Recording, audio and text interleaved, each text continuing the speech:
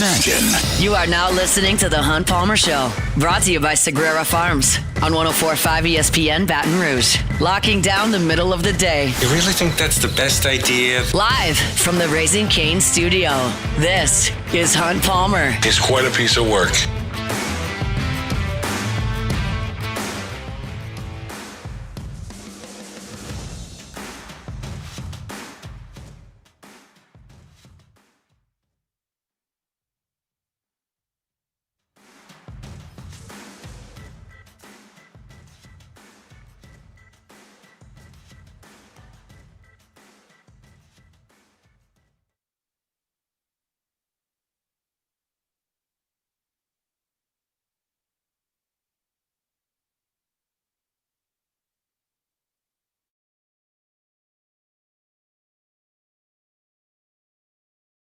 Sagrera Farms Premium Angus Beef.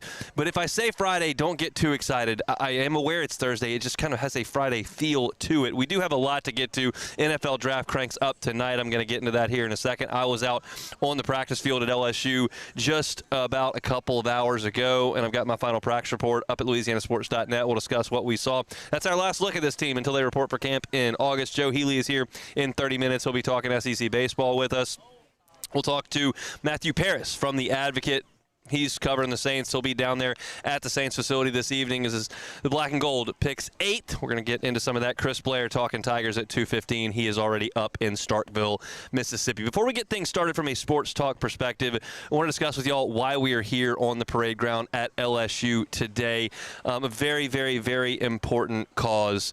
We're here for Team Kate today. Kate Hargett is an 11-year-old who back in 2025 was diagnosed with a rare mutation, and because of it is going to need a bone marrow transplant before it turns malignant. So we've got a swab event here on the parade ground. If you are between the ages of 18 and 35, you are eligible to come on by and swab. There are no pricks, no blood drawn here, just swabs to see if we can find a match for Kate. The Hargett family has done this at various campuses throughout the state of Mississippi and now down here in Louisiana, just looking for a match for 11-year-old Kate to try to save a life. If you're in the Baton Rouge area and you have a little time and you have it in your heart to come on by and get swabbed, if you're between the ages of 18 and 35, we would so very much appreciate doing that. Kate's been here. She was on the show earlier with the morning show guys. Her parents are here. Family, friends are here. We are here. We're just across the street. Shouldn't say street, the driveway from the LSU Student Union. I could hit it with a baseball if I crow hopped right there at the Student Union. We're right here. Eagle 98.1 is set up. We are set up here. Talk 107.3 was here a little bit earlier. Matt's going to be doing his show AFR here until 6 o'clock. They've got Kona Ice set up for some snow cones. The Student Union's right there. We've got swag giveaway from all of our stations here. If you can stop by between the ages of 18 and 35 before 5 o'clock this afternoon and get swabbed, we would so very much appreciate it. As a parent of 2 kiddos myself now, like this even hits a little bit more home. So if you've got time and can come by to get a swab to try to help Kate, we certainly do appreciate that, and that is why we are here. A little bit later on, we'll talk to one of her parents and kind of get Kate's background, but that's why we're here at the parade ground on LSU, and so hopeful that we get great news from this event here this afternoon. All right, let's get to some sports talk here. The Saints are on the clock a little bit later on. We'll talk about that in our opening drive. Welcome to the big league. It's time for Hunt's Opening Drive, presented by Fabry Chevrolet GMC in St. Francisville. NFL Draft cranks up from Pittsburgh this evening, and it's always a very, very exciting time for those who are invested in the National Football League. We've spent a lot of time over the last year and a half, really since things went south in 2024, post that ridiculous 2-game run the Saints went on. When it went south and eventually Dennis Allen was fired and eventually they moved on from Derek Carr, we've been talking about the next great Saints team. When is it going to come? Well, we don't know. But there were some pieces to that puzzle that were, frankly, never going to be part of the next great Saints team.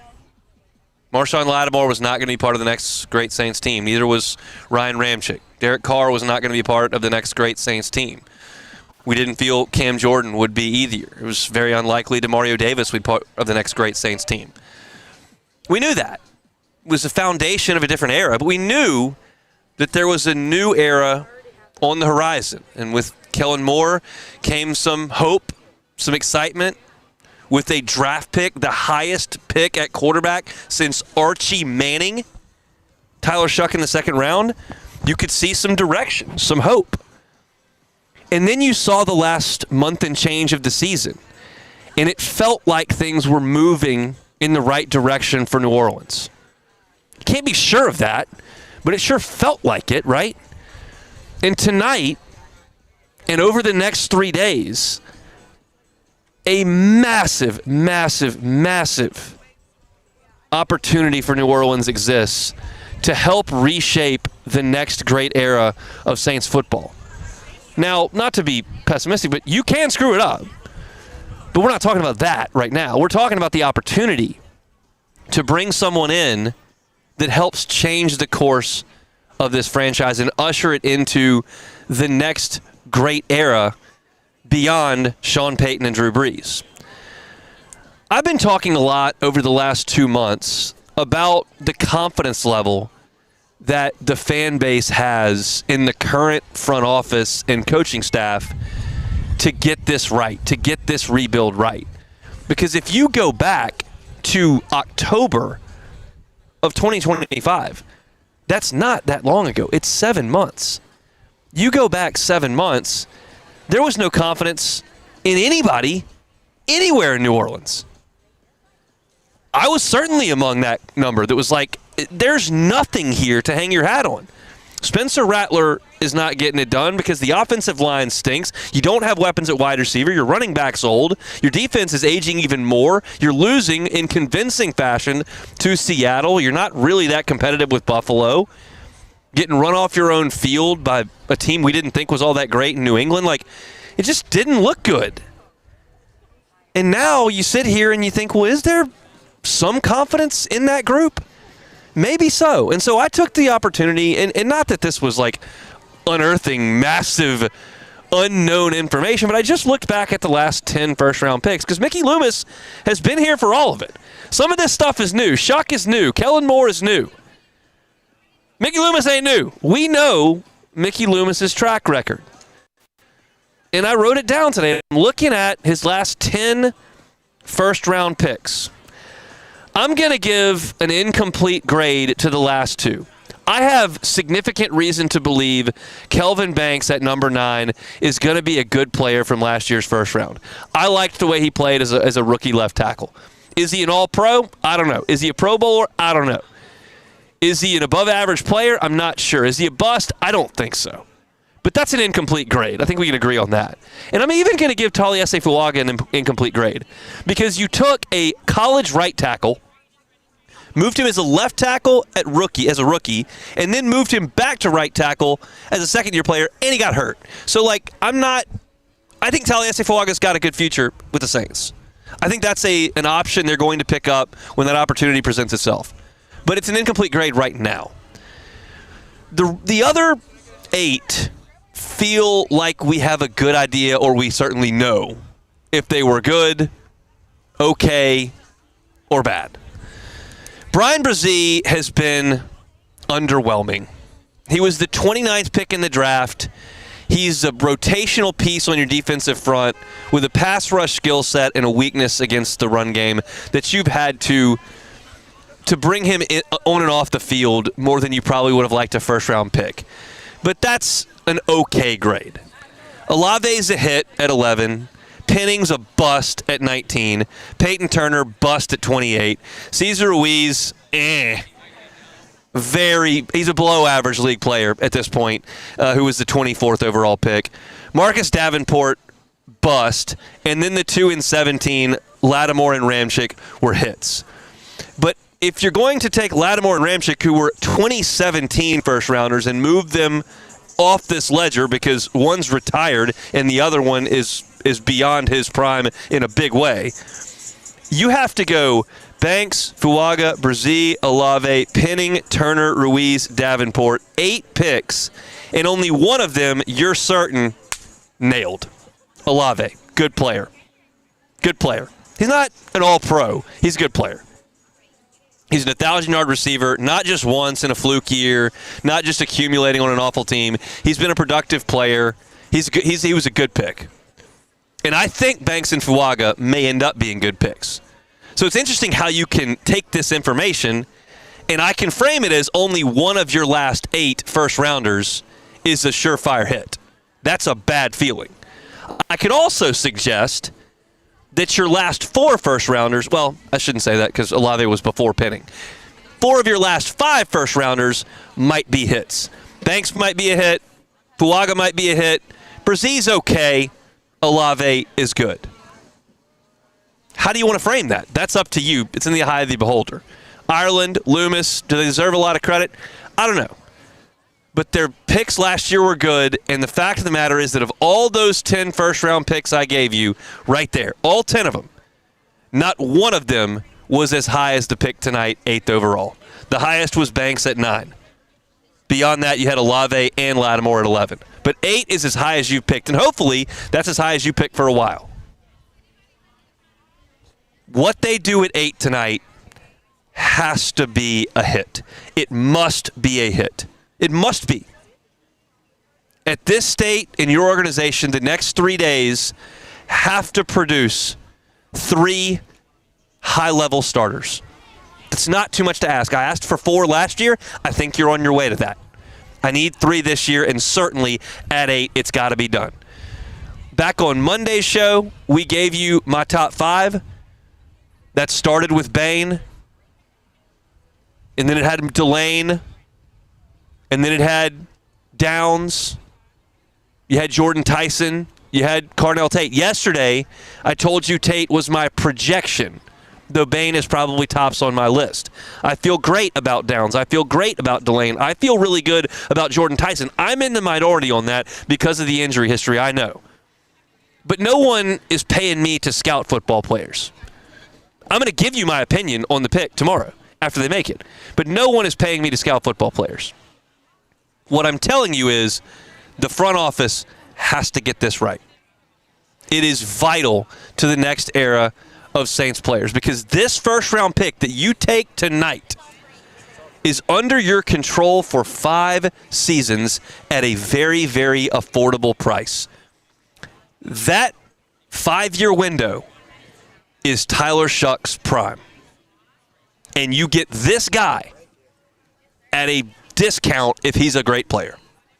This cannot be Marcus Davenport. It cannot be Peyton Turner. It cannot be Trevor Penning. It has to be Marshawn Lattimore. It has to be Chris Olave. It has to be Ryan Ramczyk. It has to be. The first round of the draft is the greatest place to transform your organization. It's not in free agency where guys are older and overpriced. It's the first and second rounds of the draft. Tonight, you get a pick at 8 overall you must hit on. Everyone will have their opinions, and I think the consensus that I have heard is that it would be very, very difficult for the Saints to do something egregious in that spot tonight. We won't know whether or not they hit for some time. It might take a year and a half. But we know today, as I sit here, the importance of that selection. Your confidence level in this front office is your confidence level in this front office. That won't change the fact they got work to do tonight, and I think we're all hopeful that it is a Pro Bowl piece to the next really good Saints football team. It's exciting stuff. Because guess what? Nobody loses a game tonight. It's the beauty of the offseason. It's training camp. In the college ranks, it's fall camp. It's optimism season. Tonight gives you optimism. I can't wait to see what the Saints do. Kind of giving you my impression on that. We'll talk to Matthew Paris coming up at 2 o'clock. He's with The Advocate, and we'll give us his thoughts on what Mickey Loomis said yesterday to the media and what we can expect to see tonight from the Black and Gold. That's our opening drive, brought to you by Fabry Chevrolet GMC. We will take a timeout. When we come back, what did I see on the practice field today from LSU football? I've got some thoughts, some things, especially wide receiver and corner, that I really enjoyed. We'll do that when we come back. The Hunt Palmer Show. The Hunt Palmer Show. First American Bank and Trust. First American Bank and Trust is the website. That's not the website. The website's FABT.com. First American Bank and Trust is a local bank, 25 locations in southeast Louisiana. It's your local bank. And what does that mean? Well, the people that work at First American Bank and Trust, management at their branches averages 20 years with the bank. It's a community feel. The people that you walk in and deal with at First American Bank and Trust, you see them at church. The people that you deal with at First American Bank and Trust, their kids go to school with your kids. And the people that make the decisions on their commercial loans at First American Bank and Trust are local. Your business dollars come from local. It's not decisions that are made because you're a line item from some manager or CEO in Seattle or Atlanta. Nope. First American Bank and Trust, 25 locations in southeast Louisiana. Bank local. Looking for that house of your dream? Need financing? First American Bank and Trust. Check them out online, FABT.com, FABT.com. If your office is experiencing performance issues like slow networks, jammed printers, or disappearing files, Advanced Office Systems may be right for you. With powerful IT solutions, print management, document imaging, and security systems, they help offices regain confidence naturally. Side effects may include uncontrollable efficiency, smoother workflows, and a sudden burst of office joy. Say goodbye to those emotional breakdowns in the supply closet and get back on track with Advanced Office Systems. Transform your living space with Lacoste & Young Remodeling and take your home from outdated to outstanding. Redefine your kitchen for the ultimate culinary experience or elevate your daily routine with a spa-worthy bathroom retreat. Our skilled team brings 3D modeling to life to ensure your vision becomes a reality. We believe luxury should be accessible and offer tailored solutions to fit your budget without compromising quality. So contact us today for a free estimate. Lacoste & Young Remodeling, providing perfect solutions for your dream home. Every Raising Cane's chicken finger is marinated, battered by hand, and cooked to order to perfection. We don't have heat lamps, because when you make it right, you can taste it in every bite. Raising Cane's chicken fingers, one love. These are the luckiest ice cubes in the world. They could have been a thankless bed for an all-you-can-eat salad bar, but instead, they've been called upon to cradle and cool a crisp, refreshing Dos Equis. Looks like the lucky just got luckier. Dos Equis. Bayou Chrysler Dodge Jeep Ram has the new 25 Jeep Grand Cherokee with $15,000 off MSRP. Plus the 7-year powertrain warranty that comes with all new Bayou vehicles. If you need sales or service, the crew at Bayou Automotive is going to do right by you. Looking for cleaner energy? Propane is energy for everyone. Propane water heaters are very cost efficient, and the savings are even greater with a tankless propane water heater. We all know that Louisiana propane is a safe and environmentally friendly fuel. So why not go green while you save some green? I'm Miss Louisiana, Gabrielle McLeod, and for more information, visit louisianapropane.com.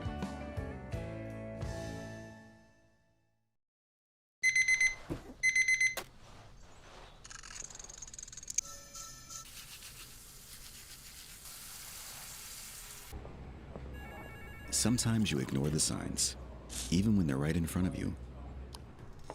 Problem gambling isn't always easy to spot. Know the signs. Set your limit. Learn more about healthy gambling habits by visiting us online.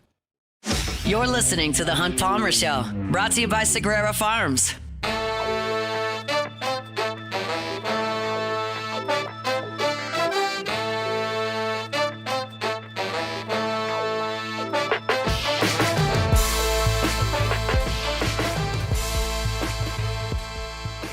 Our Thursday shows every single week brought to you by Sagrera Farms Premium Angus Beef. Y'all, the spring is here. The summer will be here before you know it. To me, that's grilling season. You're out by the pool. You're out in the backyard. You get the grill fired up, and you want a good product on the grill. You don't want some garbage. Get some prime Angus beef. Sagrera Farms, some of the best beef in the country, right up the road in Ethel, Louisiana. Every single bit of it is prime, and it's not an accident. It's a labor of love that Sean has really perfected. Genetically mating superior premium cattle and it produces a consistent, incredible result. You're talking about some of the best beef in terms of intermuscular fat score. Look at Select. That's 1 to 3 on the scale. That's the bottom of the barrel. Choice, 60% of the beef out there, 3 to 8 on the scale. 9+ is prime. Sean's got cows on his farm right now, 14, 16, 19, 20. Do it better. At the Palmer House, we've got Sagrera Farms in the freezer. When it's time to go put some burgers on the grill, we take it out of the freezer, thaw it out, bam, makes the best burgers I've ever made at home. My wife will attest to that. She talked to Sean when we were headed up at Christmas, stopped by to get some beef from him, and she let him know it's the best I have ever made at home. Steaks, ribeyes, fillets, strips, whatever you're into, got them. Unbelievable stuff. Briskets, chuck roasts. It's the best of the best, and it's right up in Ethel at Sagrera Farms. I bring you our Thursday shows each and every week.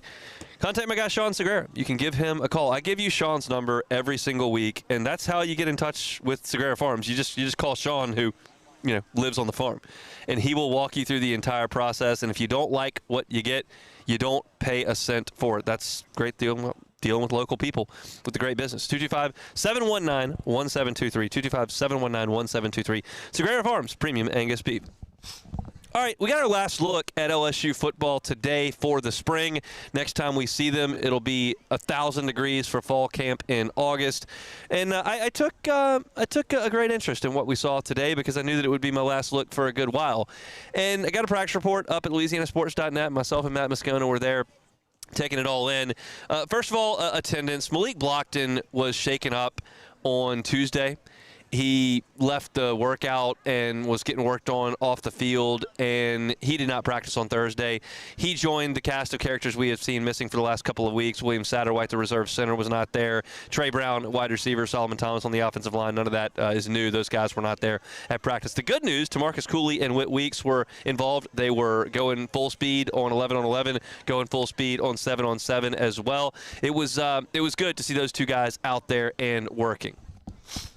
I saw when we got out there, they do their quick 6 period, right? So they go out and they run 6 plays. The defense is out there, the offense is out there. Nobody's tackling anybody, obviously, but you get to see some looks. And I saw the dime defense. And one of the things I noticed was that Deuce Gerald's was the only guy with his hand in the ground. Deuce Gerald's was right in the middle, on the nose. And then you had Prince William and Jordan Ross on the outside standing up. They were on the edges. And then you saw the linebackers, Devon Keys and TJ Daugherty, in the middle. Then you had your dime shell in the secondary, which was Jakeem Jackson and DJ Pickett out wide. P.J. Woodland kicked inside into the slot. And then you had a 3 safety look with Ty Benefield, Deshaun Spears, and TaMarcus Cooley. So you're looking at 6 DBs in that look. And that's something I think you're going to see a lot of this coming fall. They like these safeties. They like Cooley. They like Spears. They love Benefield. Those 3 guys are going to be on the field a lot, and you're going to see them in the dime. I wouldn't be surprised if you saw that look in the nickel as well. So that was something I looked at. When you saw the quick 6, the one play of note, Jordan Ross bent the left side of the LSU offensive line and got back there for a sack. It's not contact. They weren't even wearing shoulder pads. I'm not overreacting to 1 rep in this quick 6 period. Just to say, Jordan Ross's emergence as a really impact player on this team would be massive. I'm going to tell you all this in August like 15 times, so just prepare yourself for it. Jordan Ross, to me right now, is the guy at Tennessee who really didn't do anything production-wise for 2 years. That's who Jordan Ross is. Jordan Ross, to me, is not the 5-star recruit. That's 2 years ago. Jordan Ross, to me, is a guy with talent, obviously, who has not produced at Tennessee. So the talent's obviously there. I need the production to match it. That's something I'd like to see. And he had a sack this morning, so I took a note of that.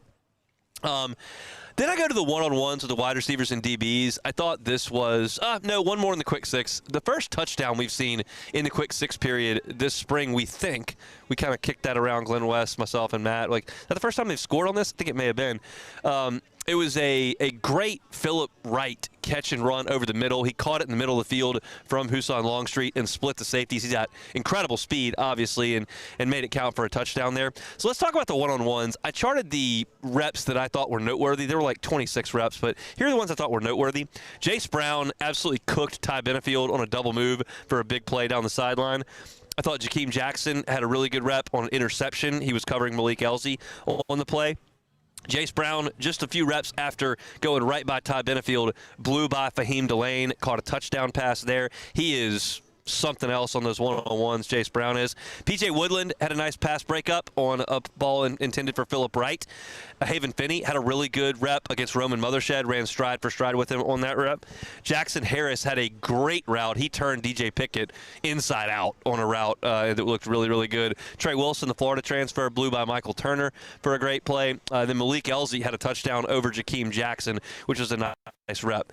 My takeaway from the one-on-ones, more so than those individual reps, when you go to that setting, that one-on-one setting where you don't have help as a defensive back, the field is so wide open. It's very heavily slanted towards the wide receivers. The two guys that I just can't see the LSU DBs sticking in that setting with all that space is Jace Brown and Trey Wilson. The Kansas State transfer, Jace Brown, the Florida transfer, Trey Wilson. They are the most sudden receivers that LSU had. Their hesitations are lethal. Their quickness to get across the face on slants is lethal.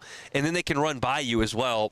I've seen great reps and great stuff all spring from Winnie Watkins, from Jackson Harris. Malik Elzy's made some good plays. I like what I've seen from Phillip Wright as well. They've got a lot of talent at wide receiver, but when you just look at quickness, suddenness, and the ability to win one-on-one in open space, Jace Brown and Trey Wilson, to me, are nightmares in that way.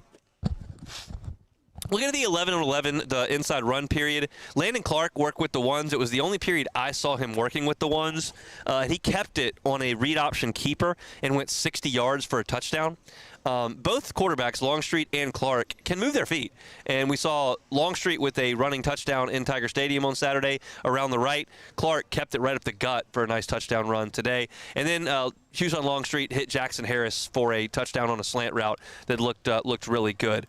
Special teams, the one thing of note, the punt returners were the guys we've seen back there a lot. Jace Brown, Trey Wilson, Winnie Watkins, Dylan Jones, Jabari Mack, same suspects. On the negative side of what I just told you about Trey Wilson, how dynamic he is, former five-star recruit, guy at Florida, carved up Georgia last year, like he's explosive. He has muffed at least 4 punts since we've been out there in the spring, and maybe more than that. He muffed another one today. I just don't think you can put a guy back there who continues to do that. You're a long way away from your first game. But the fact that you have so many options that the coaches are watching this, they're charting this, he's muffing, what's it got to be, 35% of the punts? That can't be. So that's a little bit of a bummer on that note. 7-on-7, some interesting reps. Trey Wilson beat DJ Pickett on a slant for a touchdown. Devon Keys had a really nice pass breakup on a slant. Tamarcus Cooley had an awesome pass breakup on a corner route. Winnie Watkins was running to the corner. Watkins can really run. Cooley closed the gap and had a great pass breakup. Harlan Berry caught a touchdown in the flat.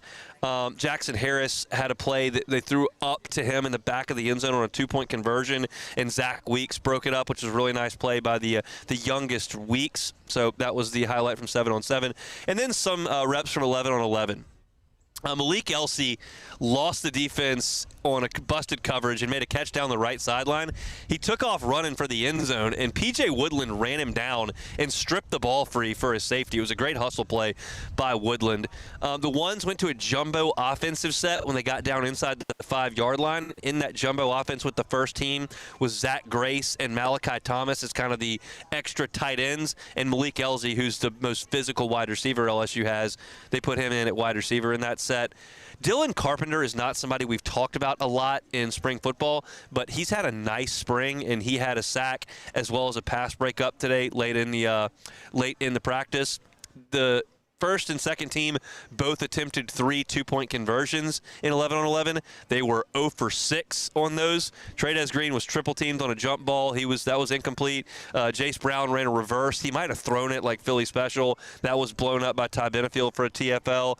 Houston Longstreet made kind of a bad decision. He rolled to his right and flinged it back to his left. And if Deshaun Spears was looking, he may have intercepted the ball. Fahim Delane had a nice breakup on a pass that was intended for Corey Barber. As I mentioned, Dylan Carpenter had a nice pass that he batted down, and then Landon Clark tried a QB draw. We heard about his wheels a little earlier. Tried a QB draw on a 2-point conversion, and that was stuffed. So one of the things you'll see a lot from LSU, I think, in the tight zone and short yardage was direct snaps to the running back, oftentimes Dylan Jones. He dropped one of those today, but still scored a touchdown on it. So that's kind of a look at what we saw in spring football. I'm going to give, probably on Monday, a big picture thought on LSU in spring football. I'll certainly write something. I think Saturday morning is what I'm targeting for a spring football reaction on Saturday morning, depending on how baseball goes on Friday night, candidly.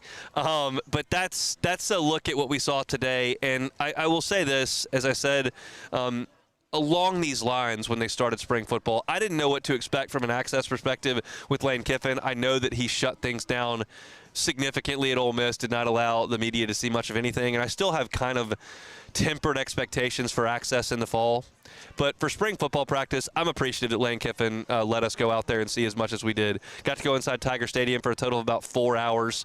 Got to see probably 5 different 1-hour practices on the Ponderosa. So that's helpful to us for sure. And I think it's helpful to you, the listener and the fan, to feel like you've got a pulse of what they're doing. And I certainly saw a lot of improvement. Again, we'll see what the access looks like when we get out there in August. But good spring for us in terms of content, so I hope you've enjoyed that. And there is a practice report up at louisianasports.net. Still some more to come in terms of spring football content as we continue to move forward through the weekend and early into next week.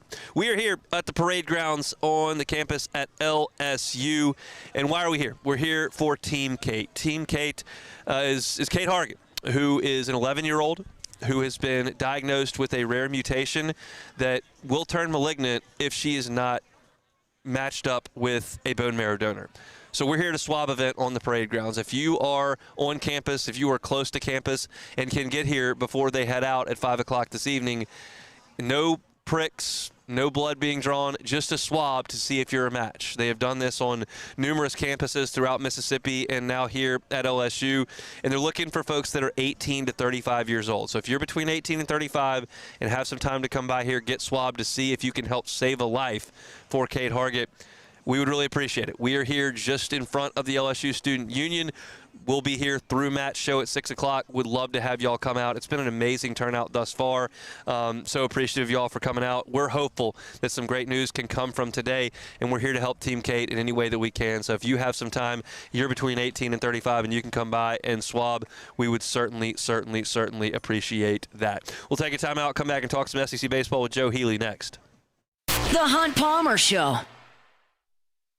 Chevrolet GMC, FabryChevrolet.com, FabryChevrolet.com, Highway 61 in St. Francisville, now under new ownership.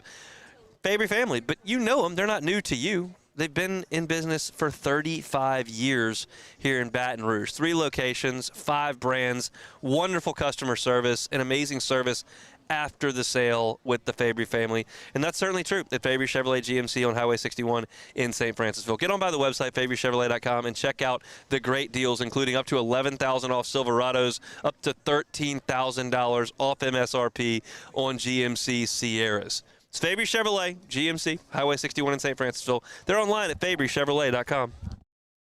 Transform your living space with Lacoste & Young Remodeling and take your home from outdated to outstanding. Redefine your kitchen for the ultimate culinary experience, or elevate your daily routine with a spa-worthy bathroom retreat. Our skilled team brings 3D modeling to life to ensure your vision becomes a reality. We believe luxury should be accessible and offer tailored solutions to fit your budget without compromising quality. So contact us today for a free estimate. Lacoste & Young Remodeling, providing perfect solutions for your dream home. Bayou Ford has the new 25 Ford F-150 Lariat truck with $12,000 off MSRP, plus the 7-year powertrain warranty that comes with all new Bayou automotive vehicles. If you need sales or service, the crew at Bayou Ford is going to do right by you.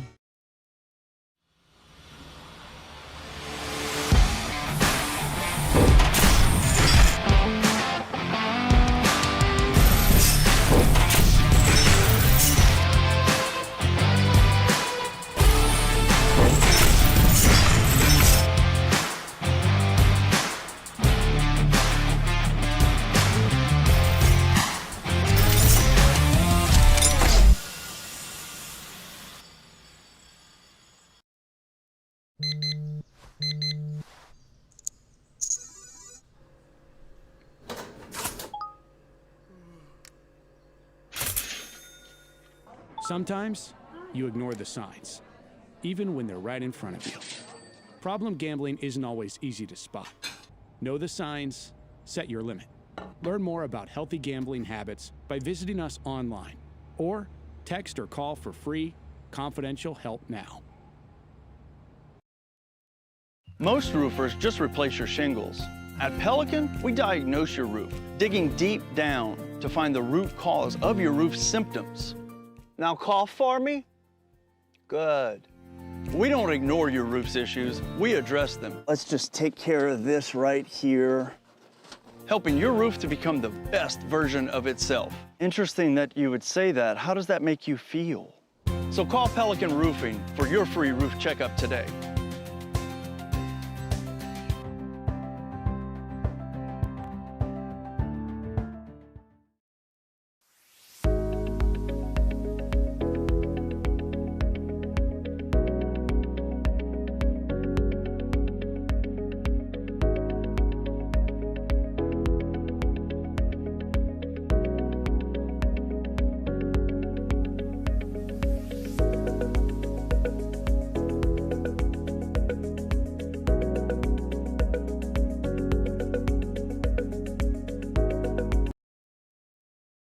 Supreme Jasmine is premium American-grown rice. This is the Hunt Palmer Show, brought to you by Sagrera Farms.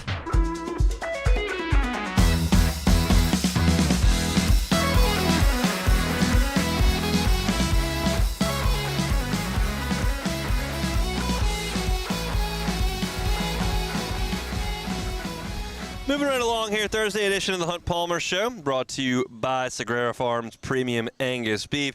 Time to talk some SEC baseball. To do that, we bring on our guy Joe Healy with D1 Baseball's SEC Extra Team, Highway to Hoover podcast, and every Friday, Saturday, and Sunday you can catch Weekend Waypoints on YouTube. Joe, appreciate the time. How are you?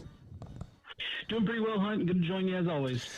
Well, things are not great here, Joe. I got to be pretty frank with you. We got to start with the home team. That's 6 straight going the wrong way. We can get into that if we want to, but I'm more curious your thoughts on Jay Johnson's Friday night comments about his team with 14 league games to go, talking about roster management. Yeah, it was a bit of blunt honesty, I thought, from Jay Johnson, a guy who, is not, I wouldn't say shy about it, but that was about as blunt as we've heard him speak, not just about this team, but I think in general in his time at LSU in terms of a negative way. And, I think of it two ways. One is I think there's a little bit of an element of this being a little bit of a last-ditch effort on his part because, he's not, Jay, he's competitive. He's not going to give in. He's not going to give up on this team. But I think there is some element of him saying, look, I'm kind of washing my hands of this. I made mistakes, mistakes were made in roster management, roster building, but this is what we got.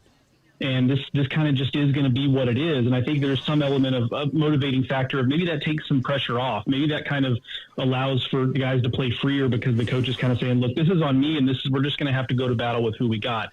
The other part of it that I think is more likely is just this is the frustration boiling over and him realizing this is what we have and it's not going to be good enough. And I went away from last weekend in that series against A&M kind of thinking this is the first time this season where I've looked at LSU and thought this team may not have a run in it. I always thought it had a run in it before. I didn't know how much that run was going to matter. I didn't know how much that run was going to help, but I always thought there was a run in there. And after last weekend, I'm just walking away thinking there just might not be after all. Yeah, look, I called all 3 games for the network and watched every pitch from the press box. LSU was outclassed last weekend, and that doesn't happen a lot. And A&M did it for 3 days. I'm curious your thoughts on A&M and how you feel about that team at this point in the season. Yeah, look, if they don't have to get stretched out on the mound, if you let them just use the 6 guys they really like on the mound, so the Sadeo and Sims and Weston Moss and the bullpen Freshcorn and Darden, and there's one I'm missing. But if you let them use those 6 guys and just leave it at that, Lyons is the guy I was missing. Yep. Then they're going to be fine because they're going to mash. And chances are, if they're just using those 6 guys, it means they're holding the opposing offense down pretty well. And they're as good as any team in the conference when they play that way. The key is you've got to push them out of their comfort zone on the mound and force them to get in a little bit of a rock fight. And LSU just wasn't able to do that. And to me, that's been, of all the concerning things that we've seen with LSU this season, to me, that's been the most concerning. Is this is the first time I've seen a Jay Johnson coach team that just didn't have the impact offensively to push opposing pitching staffs out of their comfort zone. Even some of his Arizona teams that weren't particularly good always had that type of offense that can push the opposing pitching staff, and this one just doesn't seem to have that against, you know, the best opponents it faces. Yeah, losing 6 in a row is bad any way you slice it, but not being able to get Ole Miss out on the mound and then not being able to hit Texas A&M is a problem on both fronts, because that's the weakness of those two teams, and LSU couldn't exploit it either way, and that's a huge bummer here in Baton Rouge. Let's talk about some of the other series around the conference coming up this weekend. I'm particularly curious about Georgia heading to Oxford, Mississippi. One, do you believe Georgia is the best team in the league? And two, how do you feel about that series? Yeah, I do kind of think Georgia's the best team in the league because I like the makeup that they have on the mound right now. Wolchko's been really solid. Vigneault has been really solid. They dodged a little bit of a bullet with an injury last weekend. Vigneault came out early, but it turns out it was just cramping, so that's about as good a case scenario as you can have if you're Georgia. The offense, we know the offense is as dangerous as any in the conference. It's them and A&M, for my money, 1 and 2 in some order. But I think I've talked about this before on your show. The thing that stands out to me about Georgia is that previous teams under Wes Johnson have kind of seemed to have this almost false bravado, this kind of manufactured bravado where I didn't know if I necessarily believed it. This team is just carrying themselves with a lot of earned confidence. They're not doing some of the bravado stuff. They're just buttoned up. They're just professional. They're just kind of going about their business. And this is really the first time where I felt like there's a Georgia team that's not having to convince us that they're good. We just know they're good because we're watching them and they're carrying themselves with a ton of confidence. And that's going to be such an interesting matchup this weekend when you consider the rotation that Ole Miss is going to run out there. Yeah. I know Taylor Rabe wasn't as good last weekend, but that's in terms of high-end talent. I mean, that's on the short list of best rotations in the SEC. LSU saw that firsthand. So that Elliott, Townsend, Rabe rotation against that Georgia offense is going to be a tasty matchup. So is Florida's starting rotation against A&M's matchup. That's in Gainesville. LSU will finish the season against Florida at home. If there are some people in Baton Rouge still holding out hope of some sort of effort down the stretch, it's going to have to finish with Florida. They'll host A&M. Do you give Kevin O'Sullivan's team a chance to do what no one's really done in the last month, and that's take care of Texas A&M? Well, they're coming off of a series loss, which means they give them a little more of a chance because Florida's just alternating series wins and series losses. So, I mean, that helps, I guess.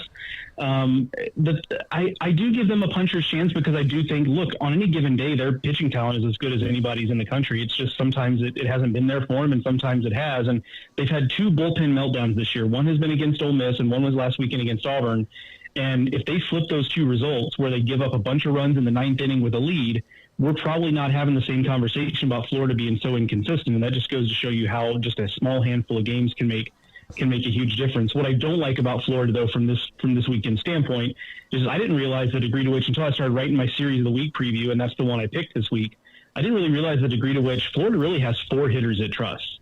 And everybody else has really either been injured or has struggled or has just been inconsistent. But so if you can get Kyle Jones and Serwick and Lawson and Sear, those 4 guys, if you can get those 4 guys out, you can pitch to the rest of the lineup. And heck, I mean, you can kind of let those 4 guys get theirs to a certain degree. And as long as you don't let anybody else in the lineup beat you, and they haven't proven they really can consistently, I think you can really pitch this Florida offense. And to be honest, I didn't really realize the degree to which that was true.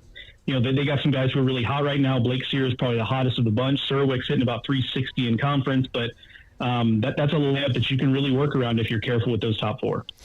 You heard it here. LSU's going to sweep Florida because they don't have anybody to hit past the first 4 spots in the lineup. So that's good for LSU at the end of the season. That's what we can look forward to. In seriousness, LSU's headed to Starkville to play Mississippi State this weekend. It's Super Bulldog weekend. It's the spring game. It's the Wiener Dog races. I'll be up there tomorrow for my show in all 3 games. So we'll see. Give me some degree of confidence here as an LSU fan. We're down right now. What has Mississippi State struggled with? Why did they lose 6 straight on their home field? What are some of the issues with Brian O'Connor's team before we get into the real strengths? Yeah, I mean, the starting pitching outside of Tomas Valinkis hasn't been as consistent as they would like it to be. Duke Stone strikes a bunch of dudes out, but he's not necessarily super consistent from week to week. And then Charlie Foster has been just as inconsistent. And, you know, and they've mixed and matched a little bit in the bullpen as well. So it's a very, very good pitching staff. This is still I think a very good team that has masqueraded for a while as not a very good team. I still think they are. But it was on the pitching side of it they really got them in trouble. The other part of it, I think that I've started to think a little more about is that, you know, it is a lineup with the exception of Ace Reese, who, oh, by the way, is not really hitting that well in SEC play. Yeah. With the exception of Ace Reese, it is a lineup full of really nice college players. There's not necessarily a lot of prospect pedigree, a lot of flash. And so I do think there is some element of when you get up against really premium pitching, and we can have a debate about how much of that LSU actually has, but if they get up against really premium SEC pitching, like they have been pitched to pretty well. I think there's some guys with some holes in their swing. I think there's some guys that, again, are just really nice college players that can't really elevate beyond being that type of guy, and they got exposed a little bit. But the biggest thing for me is that, if you're going to have success against Mississippi State, you're just going to have to do your best against Malinkus. But then I think you can get to Stone and Foster in that bullpen if you can make them uncomfortable early in games. We shall see. I'll be there tomorrow. Enjoy the baseball, Joe. If you're looking for SEC baseball content, D1 Baseball's SEC Extra Team is the spot to get it. Highway to Hoover podcast every single week. And, of course, Weekend Waypoints Friday, Saturday, and Sunday. Thanks, Joe. All right, have a good, buddy. Let me remind you of our friends over at Boudreaux's Electrical Services. Boudreaux's Electrical Services. Look, if you're looking for a Generac home standby generator, go with the local angle. That's Boudreaux's Electrical Services. We know storm season's coming. If you need that Generac home standby generator to make sure that your power doesn't go out, whether it's a hurricane or just those nasty afternoon thunderstorms that we get for 3 months straight, it's a nuisance to lose your power for 2 hours. Don't have it happen. Boudreaux's Electrical Services. We have weather events that are winter events that can happen. Boudreaux's Electrical Services, happy to come by, install that generator, do the maintenance on that generator, monitor that generator to make sure that when you need it, it is ready to spring into action. Give Neil and Melissa a call. They've been running it for 40 years. Local business here in South Louisiana. 985-397-1562. That's 985-397-1562 or 225-300-9389. That's 225-300-9389. That's our friends at Boudreaux's Electrical Services. We are here on the parade ground. Team Kate Hargan, an 11-year-old who is in need of a bone marrow transplant. We're looking for matches. If you have time to come by and get swabbed, you can get a free Kona Ice here. And we're looking for a match. If you're 18 to 35 and maybe around campus and can come by and get swabbed, we would certainly appreciate that. They've done this at multiple campuses throughout Mississippi and now here in Louisiana. Looking to save 11-year-old Kate's life.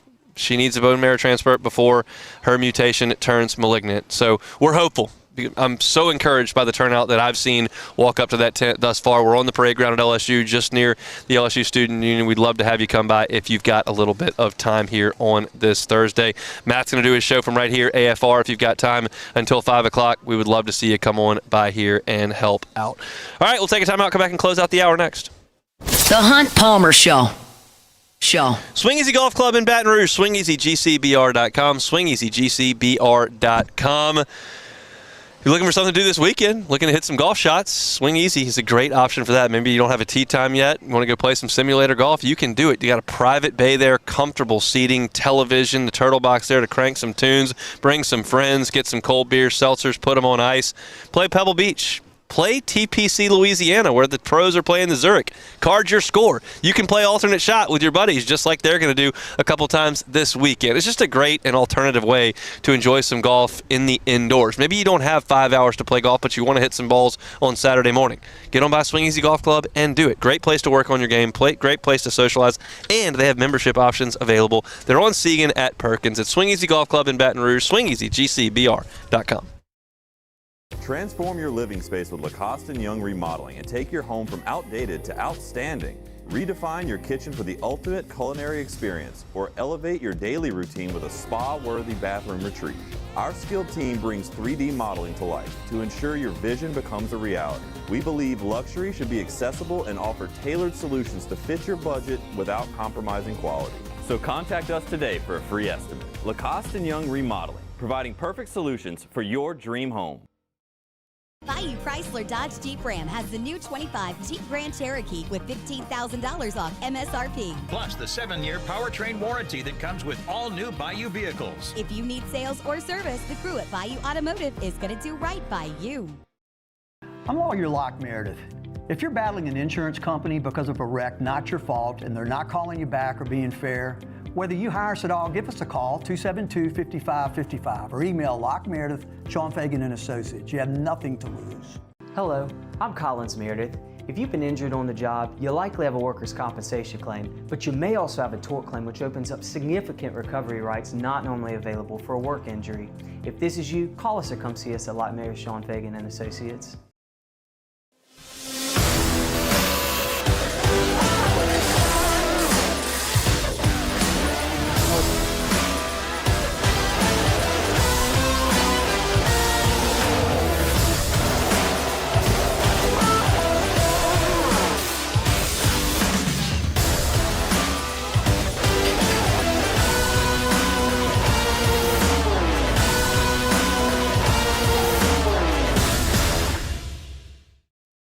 If your office is experiencing performance issues like slow networks, jammed printers, or disappearing files, Advanced Office Systems may be right for you. With powerful IT solutions, print management, document imaging, and security systems, they help offices regain confidence naturally. Side effects may include uncontrollable efficiency, smoother workflows, and a sudden burst of office joy. Say goodbye to those emotional breakdowns in the supply closet and get back on track with Advanced Office Systems.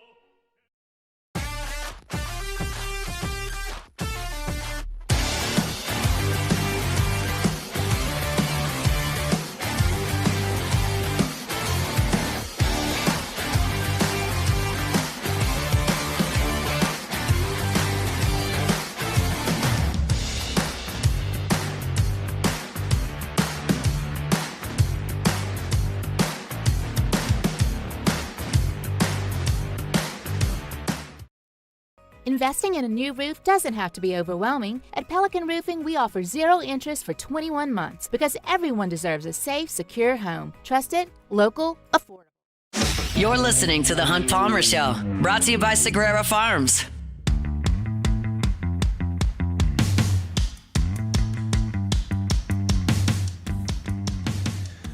Closing up hour number 1 here on a Thursday edition of the Hunt Palmer Show. We're brought to you by Sagrera Farms Premium Angus Beef. Our pleasure to be joined by David Har. We are here for Team Kate today on the LSU parade ground just across from the LSU Student Union. Kate is 11 and is, of course, David's daughter. And we're looking to find a match for a bone marrow transplant. It is a swab event. There are no pricks, no drawing of blood. Just coming on by if you're 18 to 35. And you can get swabbed and see if we can find a match. We're certainly hopeful. And, again, thrilled to have David here. How we doing, David? Doing good. Thank you for having me. It's our pleasure to be here. I'm thrilled with the turnout thus far. How's it looking over there? It's been pretty amazing. It's been steady all morning since about 9:30 on. What time is it now? Close to 2? It's close to 2. It has been steady. I mean, it's no breaks. It's just overwhelming. It's awesome to see. I want to talk about Kate here, but I'm headed to Starkville tomorrow. I know you got some Rebel red and blue in your blood. You got any tips for me? You told me about your last trip to Starkville. Maybe some things I should avoid? Yeah, well, avoid the cowbell. That's going to be tough to do.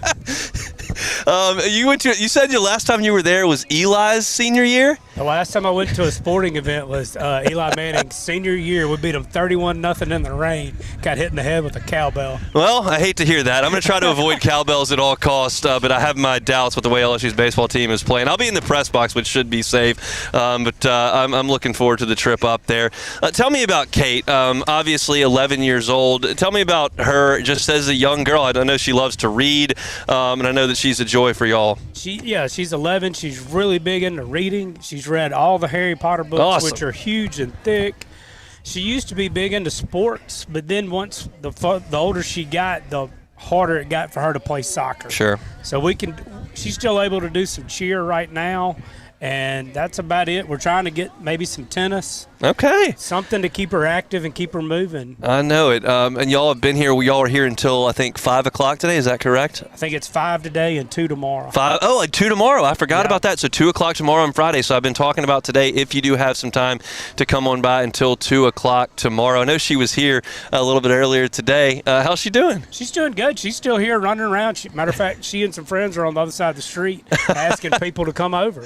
I love to see it. Well, this is it's very encouraging to me to see these young people come up and step up and do that. I know it's meant a lot to y'all's family. It's overwhelming if you just take a step back and look at all these people, because the last number I heard, I think, was like 240, 250 that have taken the time to swab for us, and they don't know us from Adam. Right. I mean, it's overwhelming. It's incredible. I'm so hopeful for today. I know y'all are as well. I'll let you get back to the tent, get back to shaking hands and getting people signed up, and let you get back to watching Kate and her friends run around. We appreciate a little bit of time. Yep. Thank you. That is David Hargett. We are here for Team Kate on the LSU parade ground.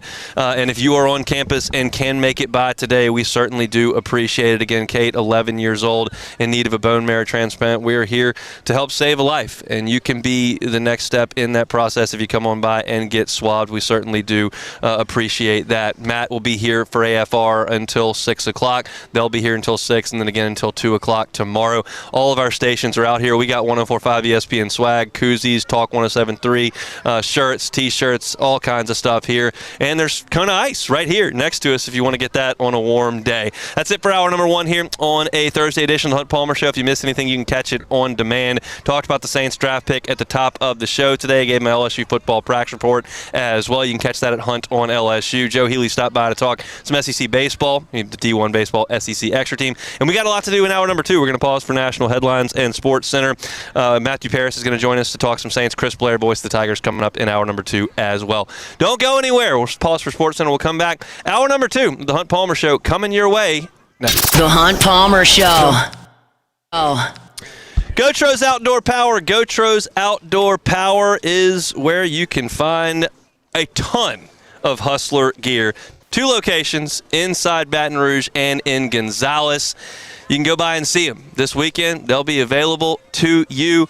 And they've got the zero-turn mowers that you're looking for now during grass cutting season. No question about that. They've got incredible deals on those Hustler products. The largest inventory in the state is at Gotros Outdoor Power. So go by and see them, Airline Highway, or, of course, in Gonzales. Gotro family's been at this 22 years. Don't think of them as a mom-and-pop shop. Not even close. They are a big old operation, and it's grass cutting season. It is time to get by Gotros Outdoor Power. So go do that. 2 locations, Airline Highway and in Gonzales. All your hustle zero turns, they got them. It's Gotros Outdoor Power online at gotrosonline.com.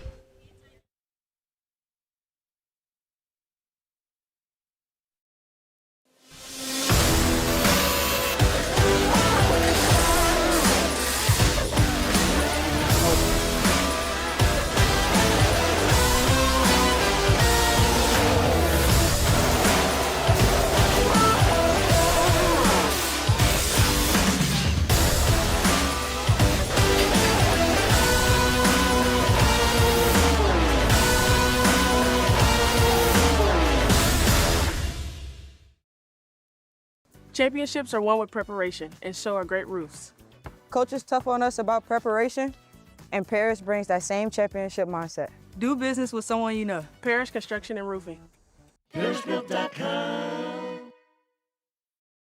Transform your living space with Lacoste & Young Remodeling and take your home from outdated to outstanding.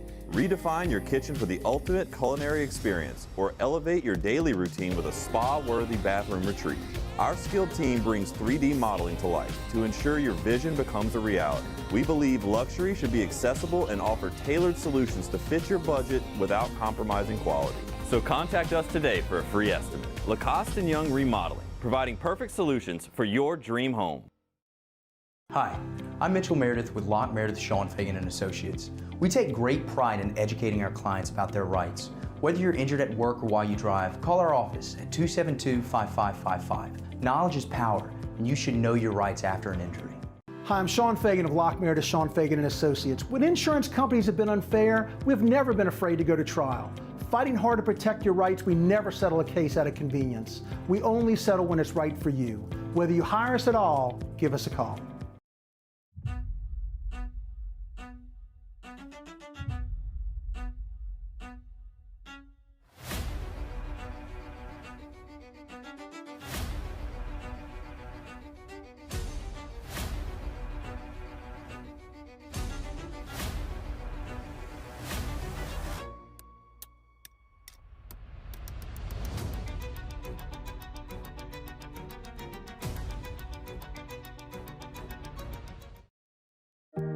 Who bears the standard? Who sets the bar? It's not those satisfied by low-hanging fruit or by taking it easy. No, the standard is set by the best of us, by those who work hard. Dig deeper. Give more. At Sunshine, we're proud to provide John Deere products that work hard for you, the standard bearers. Find the dealer nearest you at sunequip.com.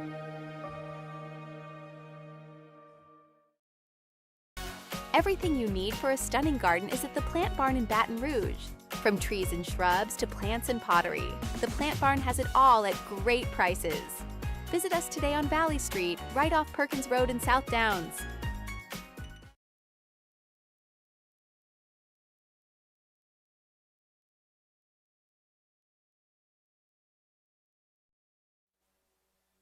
This is SportsCenter.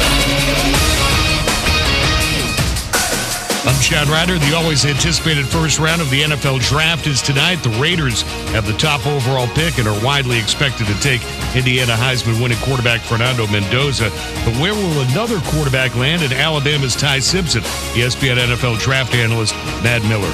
We're all human that the Arizona Cardinals will trade back into the draft tonight to take him. If the entire world knows that the Cardinals are going to trade back into the first round to take him and no one else is going to, if you're Arizona, do you really have to jump back in tonight to get him unless you just want to lock up that fifth-year option? So he is, outside of Love, I think probably the most fascinating player tonight just because of, I think, where expectations are versus the reality. I haven't talked to a single team that says, yeah, he's our guy, we love him, we'd take him in the first round.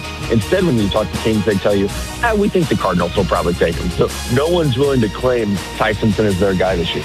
And you can listen to the first round of the NFL Draft right here on ESPN Radio with coverage starting at 7 p.m. Eastern. You can watch the draft on ESPN and ABC at 8 p.m. Eastern. BYU standout A.J. Debonsa is declared for the NBA Draft. He's projected as the top pick. When I want that big birthday energy, I grab Confetti Craze 5-Hour Energy. It's Vanilla E, buttery cake flavor without the sugar, and it's easy to take anywhere. The Funfetti flavor is back on 5hourenergy.com or on Amazon. Crack open a Confetti Craze 5-Hour Energy shot today. Now, The Hunt Palmer Show. A magic beyond anything you could ever imagine. You are now listening to The Hunt Palmer Show. Brought to you by Sagrera Farms on 104.5 ESPN Baton Rouge. Locking down the middle of the day. You really think that's the best idea? Live from the Raising Cane studio. This is Hunt Palmer. He's quite a piece of work. Hour 2, Thursday edition of the Hunt Palmer Show, brought to you by Sagrera Farms Premium Angus Beef here on the LSU Parade Ground, helping out Team Kate, looking for a match for a bone marrow transplant. If you're in the area and can come by to help save an 11-year-old's life, we certainly would appreciate it.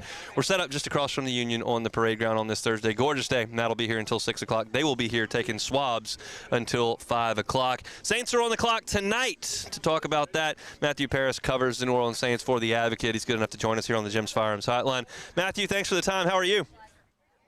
Hey, I'm doing well. Thanks for having me. It's our pleasure. What did you take from Mickey Loomis's press conference yesterday? We joked on the show. I appreciate the availability. I appreciate the questions from the media, but I'm not sure you're going to get a ton of info 27 hours from the draft from the guy who's making the pick. But you were in the room. What do you think about what he had to say yesterday? Did you take anything from it? Yeah, I mean, I think a lot of these are you try to hold the cards as close to the vest as possible. You try not to offer any specifics. But at the same time, as far as these things go, I feel like it was one of the more interesting ones, at least that I've been to, in terms of, he talked about how the Saints are not one player away, how, it doesn't make sense to mortgage the farm, that last year's win streak, they still have a lot to prove after that, and that he doesn't buy too much stock into it. It was just real interesting given the discourse that's kind of out there of how many rumors are that the Saints may want to trade up tonight to the third pick. And so, he could have been trying to say he's not going to trade up just to try and maybe lower the price or something like that. But I just thought the two parallel, his comments were like contrasting all the rumors that are out there, and I thought that was interesting.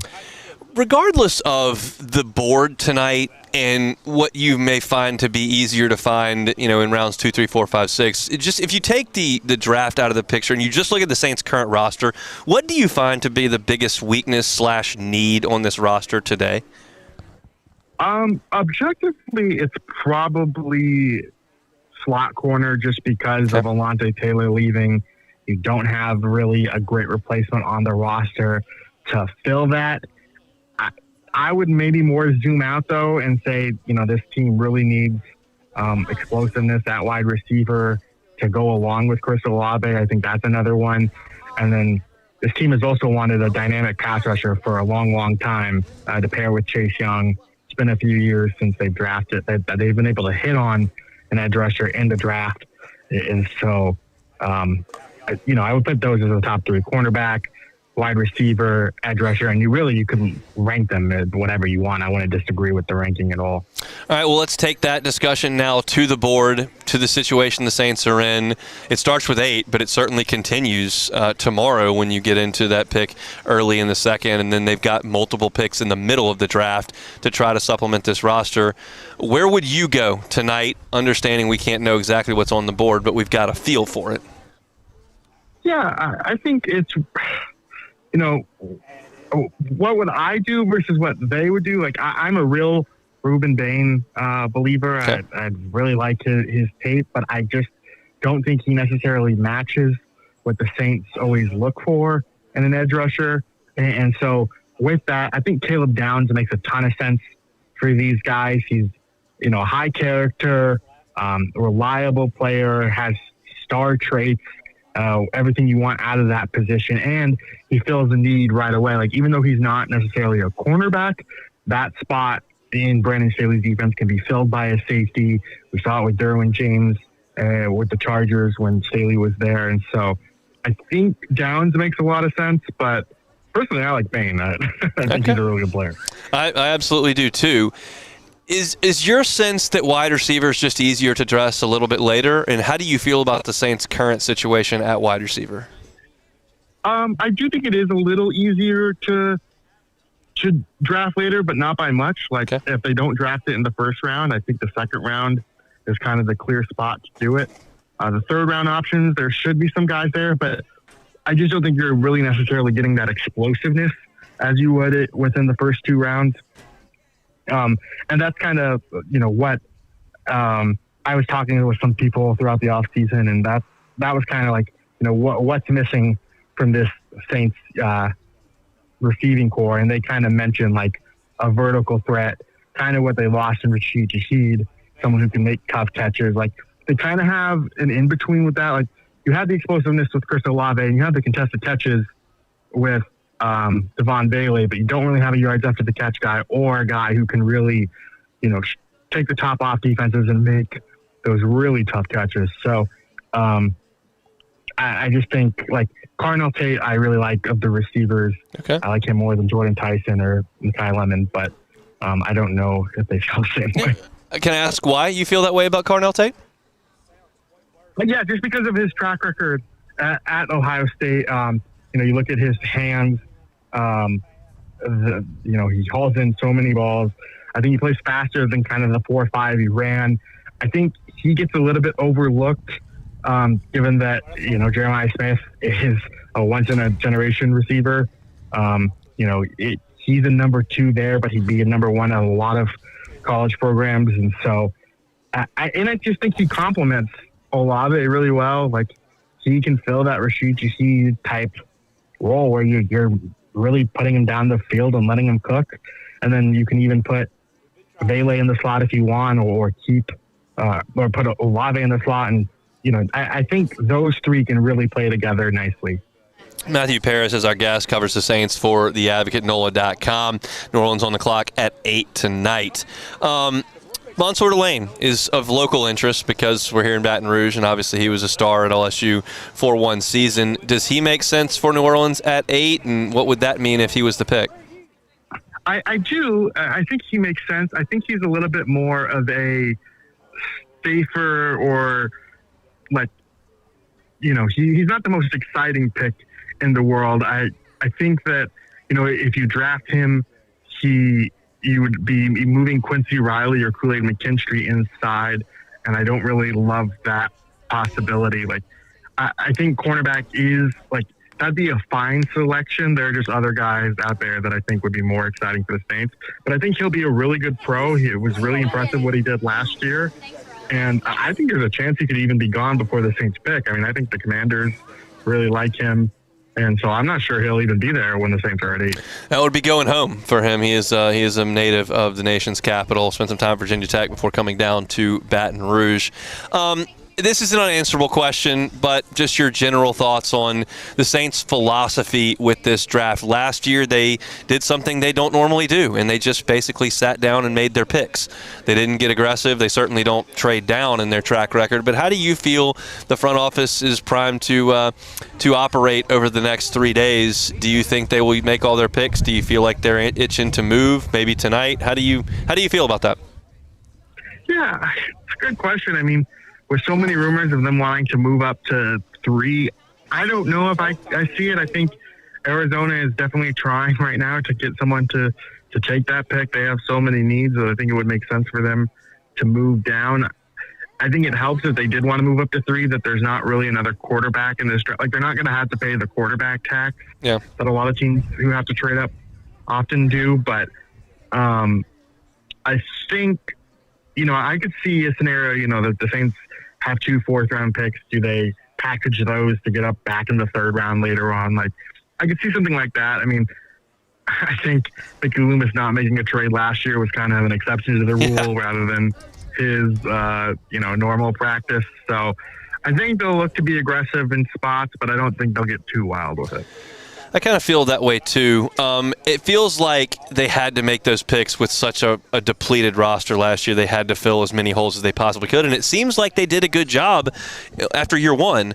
I feel like there are less holes, and maybe a little bit of aggression would make sense. Do you feel like, are you kind of in that boat with me that, hey, don't go nuts in the first round, but if you feel like you have a target there where you feel like you can turn 6 picks into maybe 5, but you get a player that you desire more, that makes sense with where the organization is right now? I do agree, and I think a lot of the reason for that is not only the progress that they made last year, over the course of the season, but how they approach free agency, right? Like, you would have said running back and guard were 2 really big needs for the Saints, but they took care of that in free agency. They addressed linebacker after Demario Davis by bringing in Caden Ellis. Like, we mentioned those 3 positions at the top that were, I think still a pretty big need for the Saints, but that list could be, 6 must needs if they hadn't done what they did in free agency. So I think free agency created some flexibility for them if they wanted to get aggressive, but there's still other needs on this roster in terms of, like, they need a backup center. They probably could use a blocking tight end. And so I do think they're in the later rounds of the draft, there are still some areas to pursue, but if they wanted to, move up in the middle rounds, I wouldn't blame Loomis at all. This is a question that I guess has to be asked based on track record. I'm looking back over the last 8 first-round selections New Orleans has made. It's Chris Olave and linemen, and the last 2 have been on the offense. Do you feel like Francis Mauigoa is off the table here for the Saints at 8, or could they go back to the well, which they always tend to do in the first round? Yeah, I mean, I would be surprised at this point. Famous last words, but everything I've been told is they really like their tackles. Kelvin Banks really came on strong as the year progressed. Fuaga, I think, had a little bit of a disappointing season just because of the injuries, but if you can keep him healthier throughout next season, then I think he'll be fine in the long run. They're still pretty optimistic on him, and so, you need to give time for these guys to grow. And after already moving Fuaga from the, left to right, moving him again or benching him, I don't know what that does for them. So I don't know. I'd be pretty surprised if they pick a lineman, especially given the other needs on their roster too. Tell us what y'all got coming in the way of coverage this evening and all weekend long for the draft, Matthew. Oh, yeah. We'll have plenty of stuff on NOAA.com. We'll be doing a live show hosted by Zach Ewing, our Saints editor, where Luke and I and the rest of us will hop on and give instant analysis of the picks and such. And then we have, we'll have our Sunday story of whoever they take in round 1 and have just like a deeper feature on them. So there's plenty to look forward to. Matthew, we appreciate some time. Enjoy the next 3 days. Always fun in the off season to do this, and we'll talk soon. Great, yeah, thanks for having me. That's Matthew Paris with The Advocate in NOLA.com talking some Saints. Black and Gold on the clock at 8 tonight. We will certainly be talking about it the rest of the show today and as well tomorrow when we come to you from Starkville, Mississippi. Let me remind you of our friends at the Highland Insurance Group. They're online at highlandig.com, highlandig.com. Group and employee benefits, they got them at the Highland Insurance Group. If you're a business owner, you need to make sure you're recruiting and maintaining the best talent, the best people in your organization. And one of the ways to do that is to offer great benefits, whether you're talking about health insurance, you're talking about vision, dental. If you feel like you're not getting the best bang for your buck, if you feel like you're not getting good customer service or those renewals and the premiums just keep raising and raising and raising, it can be brutal on a business's bottom line. The Highland Insurance Group is here to help. So if you need a second set of eyes, you want another option for your group employee benefits, check out my friends at the Highland Insurance Group. Jonathan Carbone's team are based here in Baton Rouge, and they can certainly help you out anywhere in the state of Louisiana. It's the Highland Insurance Group. They're online at highlandig.com. We still got a ton to do here on this Thursday edition of the Hunt Palmer Show. We're brought to you by Sagrera Farms Premium Angus Beef. Earlier on in the show, we talked about LSU practice report. We also gave you my thoughts on this pick and its importance for the New Orleans Saints. Tonight, that's Hunt on Saints. You can find our LSU at Hunt on LSU. We got some more LSU and Mississippi State to talk about. I'll be hitting the road bright and early, actually kind of dark and early tomorrow morning for Starkville. I'll be doing my show from Two Brothers Smoke Meats in the Cotton District in Starkville. So if you are an LSU fan that has booked this trip in advance and wants to go up to Starkville and you're going to be there early enough, come see us at Two Brothers Smoke Meats 1 to 3. We'd love to see you, and I'm excited to get up there this weekend. I really am, even though it doesn't feel like it with the way LSU has played the last couple of weeks. But we'll talk about the LSU baseball team with Chris Blair when we come back. The Hunt Palmer Show. Marucci! Go take a tour at Marucci, won't you? It's such a cool story. Two former big leaguers, their trainers say, hey, let's make a bat. They start getting to work in the backyard shed, and they find they're doing pretty well. So they give these bats away, and they say, hey, y'all swing some of this lumber. Turns out, pretty good. 22 years later, you're talking about the official bat of Major League Baseball. You can take a tour and learn about how Marucci became the official bat of Major League Baseball from a backyard Baton Rouge shed. It's an amazing, amazing story. You can also jump in the hitter's house, take some hacks. You can become a member at Marucci. If you are, 24/7 access to the cages. Maybe you've got a youngster just eating up with baseball, eating up with softball. Wants to take some hacks, you can do that at Marucci. Go get a ticket, take a campus tour at maruccisports.com/campus-tour. maruccisports.com/campus-tour. Every ticket comes with a 20% discount in the campus tour store and in the hitter's house. It's Marucci.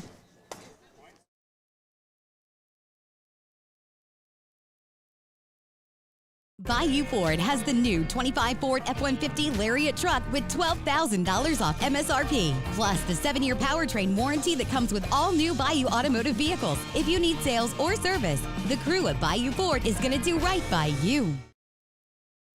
Locke Meredith, Sean Fagan and Associates has won for our clients over $175 million over the decades, but our greatest success is our clients who have chosen and trusted us to help them.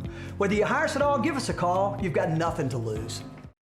Hi, I'm Sean Fagan. If you get injured, you could be staring at medical bills, repair costs, and lost income. Life can be turned upside down. At Locke Meredith, Sean Fagan and Associates, we'll work to turn your world right side up. Hire us, and like thousands of our clients, you'll be glad you did. Hi, this is Beth Serena. Welcome to my pool.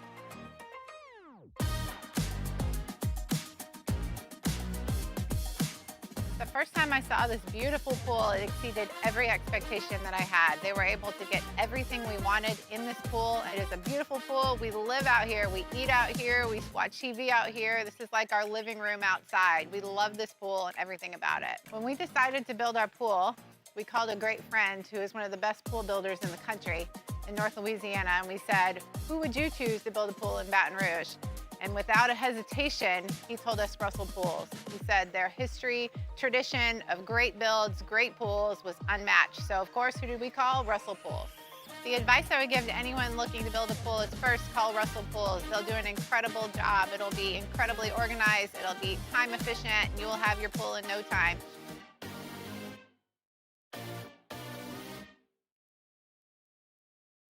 At Auctioner, we know healing is a team sport. That's why we've partnered with world-renowned orthopedic surgeon Dr. James Andrews to create the Auctioner Andrews Orthopedics and Sports Medicine Institute. Whether you're a professional athlete or a weekend warrior, our team of specialists are dedicated to getting you back in the game. So whatever your reasons are for reaching your personal best, we've only got one. You. Ochsner Andrews Institute. Long live you. Men, age is just a number. Don't let it dictate how you feel. Goodwood Men's Sexual Wellness has anti-aging services that can help you look and feel your best. Visit yourgoodwood.com and discover a renewed sense of vitality. Gulf Coast Bank and Trust is giving our customers the power to bank anywhere, anytime during this challenging event. And we're right there with you. Our mobile banking app is a smart way to manage your money and time. Gulf Coast Bank and Trust, the bank that cares about you.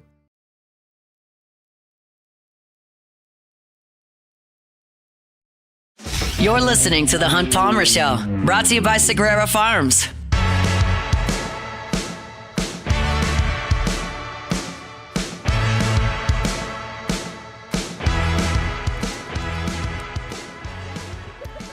Chugging along here, Thursday edition of the Hunt Palmer Show. We are on the parade ground here for Team Kate Hargett, an 11-year-old.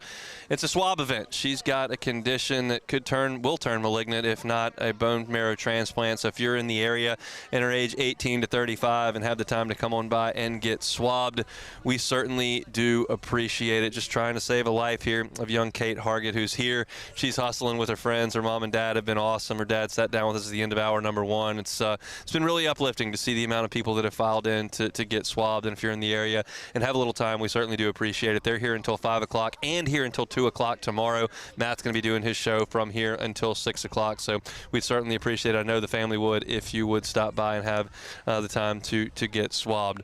Start talking some LSU baseball. I'm headed to Starkville tomorrow. Chris Blair is already there with the team.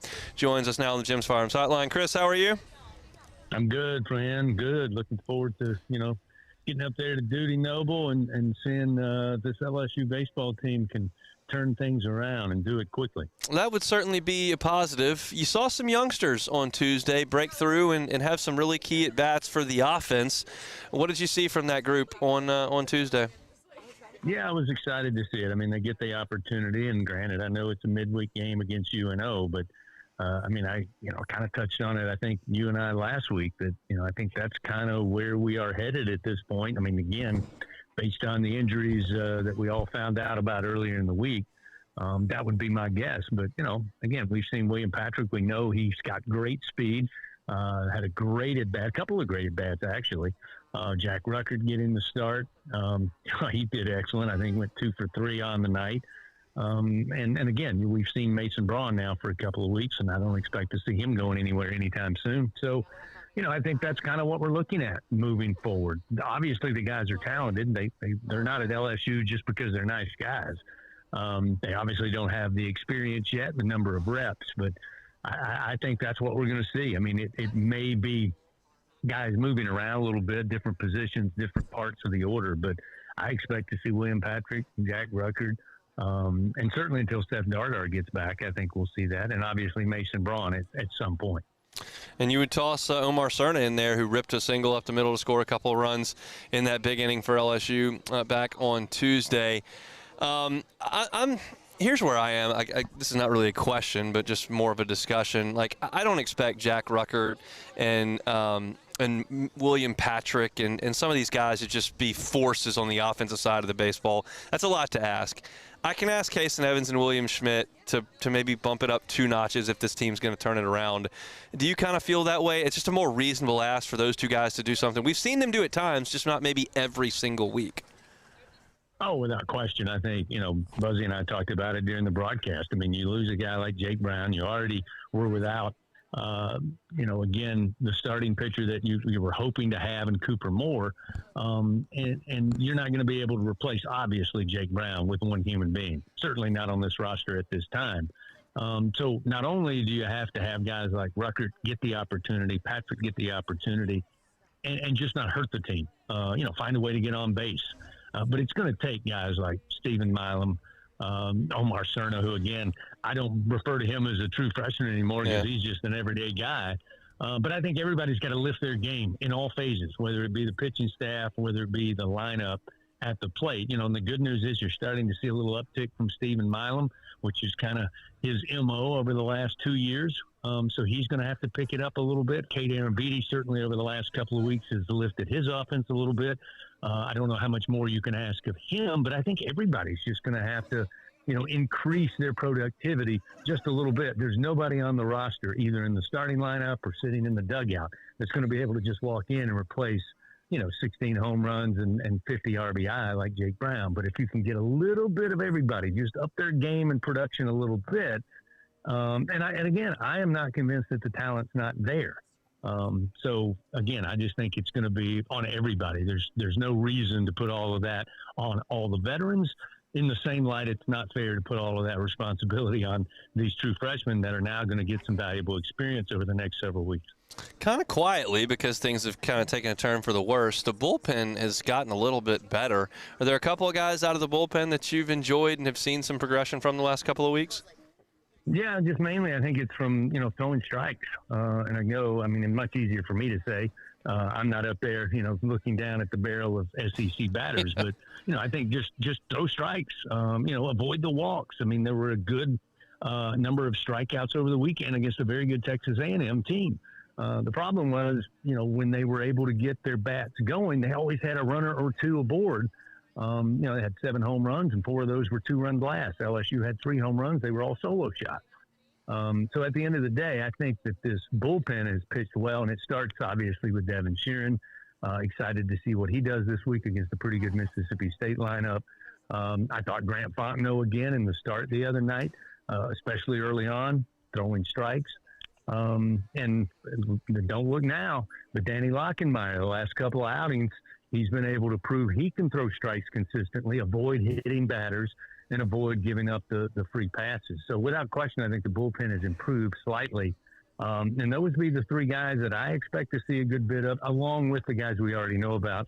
Gavin Guidry's going to be in the mix, obviously. But I think right now you're seeing and Zach Cowan, I should mention.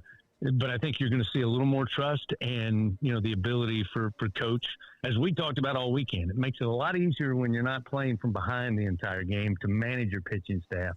But if you can get an early lead, stay out in front, I like what I've seen from the bullpen as far as just starting to throw strikes and let your defense back it up. You can live with solo home runs. Everybody knows that in the game of baseball.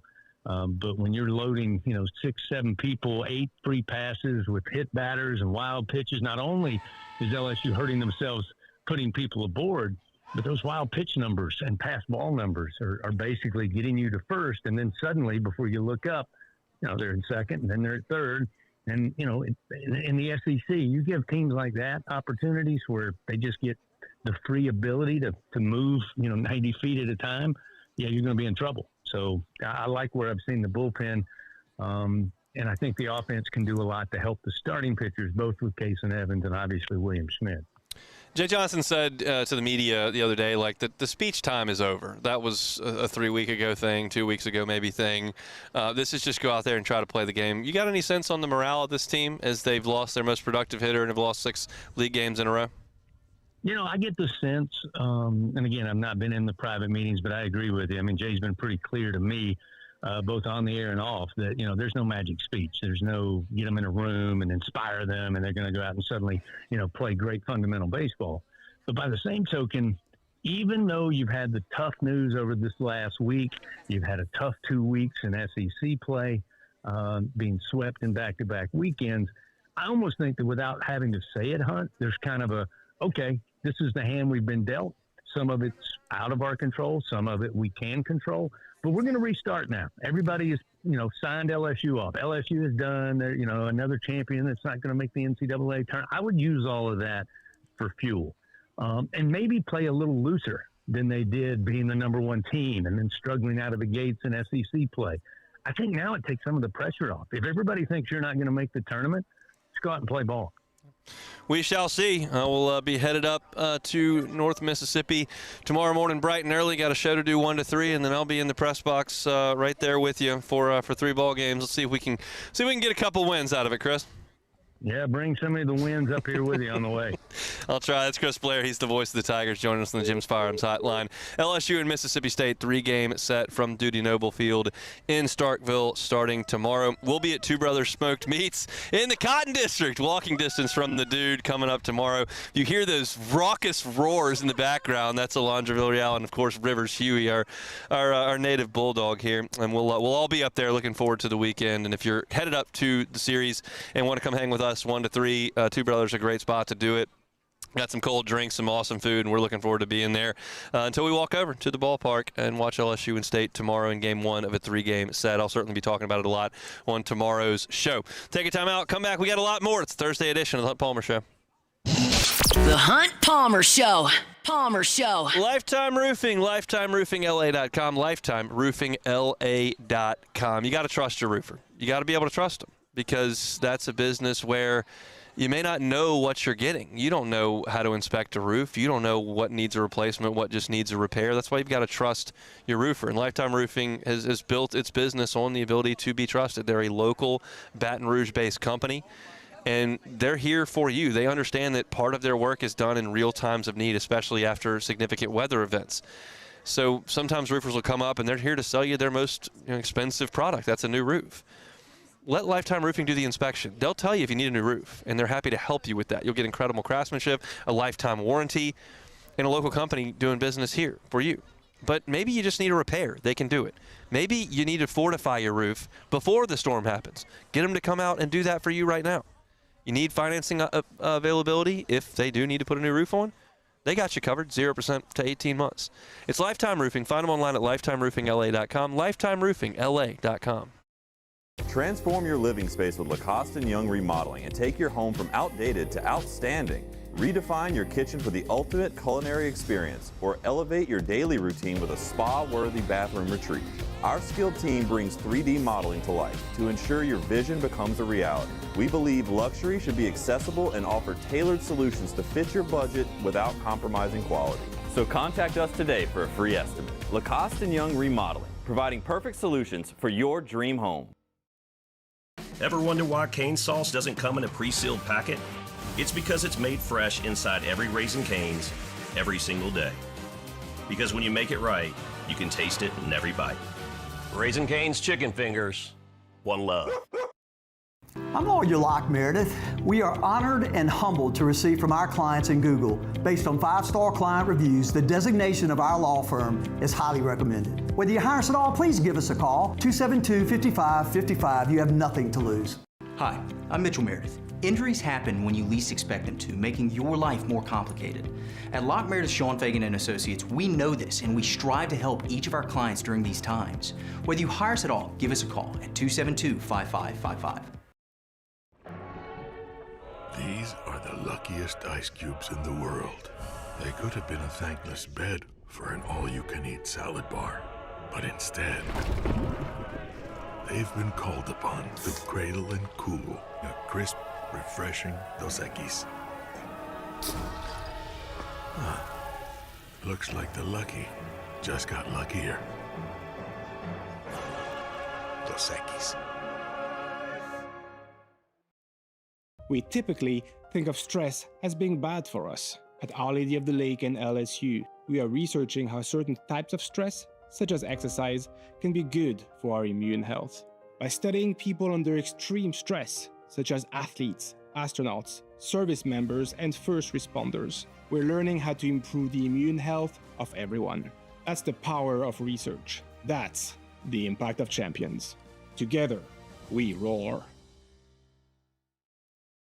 I'm Gabrielle McLeod on behalf of the Louisiana Propane Dealers. I have spent hundreds of hours preparing for scholarship competitions. That preparation paid off when I won the Fitness and Talent Awards along with the title of Miss Louisiana.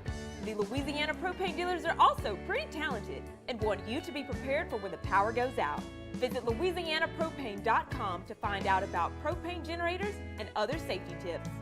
Louisiana Propane, it truly is the fuel for our future. When it comes to choosing energy for your family and your home, make the smart choice with natural gas. You can count on efficient and affordable natural gas to keep you comfortable and reduce your environmental impact to help. You're listening to The Hunt Palmer Show, brought to you by Sagrera Farms.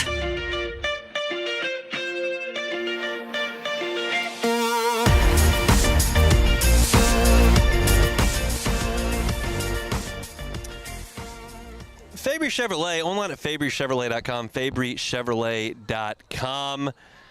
Looking for a road trip car? Got the family all loaded up to go to the beach. Got the family all loaded up to go up to the mountains. Got the family loaded up to go wherever it is you're going to go this summer for a vacation. You need new wheels for it. Fabry Chevrolet GMC is happy to help you with that. They're on Highway 61 in St. Francisville. If you're looking for a Chevy Suburban, looking for a Chevy Yukon, they got them. You're looking for a GMC Denali. Well, you can't get a Chevy Yukon because that's a GMC Yukon, but they got it at Fabry Chevrolet. We were looking for Tahoe there. They got them there at Fabry Chevrolet GMC. Incredible SUVs, fantastic trucks as well. Up to $11,000 off Chevy Silverados, up to $13,000 of GMC.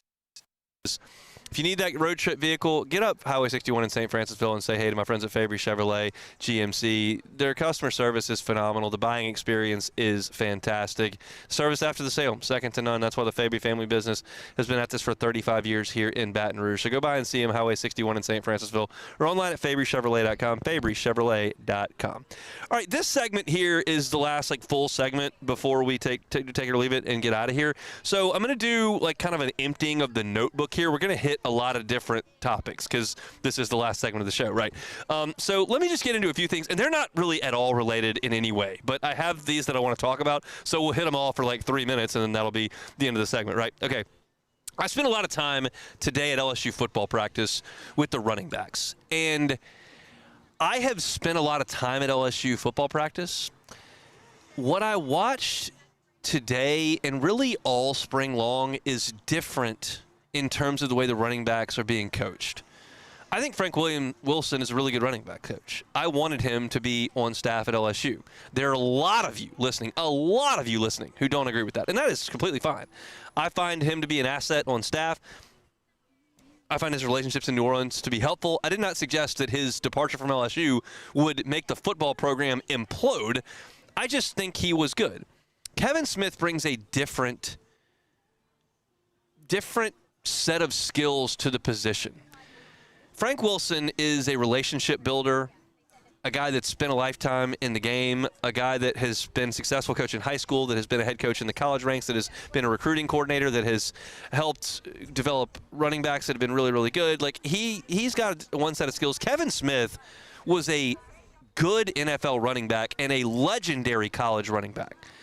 And he is teaching these guys some things I have not seen taught by Frank Wilson while I'm out there. That is not to say Frank Wilson has never discussed these types of things. Frank Wilson has coached a lot of football practices that I haven't been at. So, again, but the amount of footwork, the technical aspects of actually carrying the football is a little bit more in depth than I have seen. And it's something that Caden Durham and Harlan Berry, who have a year plus in the program, Caden has 2, and they're struggling with at times. And he is demanding during these ball-carrying drills. They're working on feet. They're working on pad level. They're working on ball security, all these types of things. The attention to detail is just, in my opinion, is taken up a notch. And I noticed that today. He is not happy with 80% of the reps they go through in what looks to be a very innocuous drill where you cut through a couple of cones and run through the little sled thing. It is an incredible attention to detail. He's very demanding. And the thing about Kevin Smith is, and you look at a picture of him, he has no problem going through and doing the drill at full speed right now.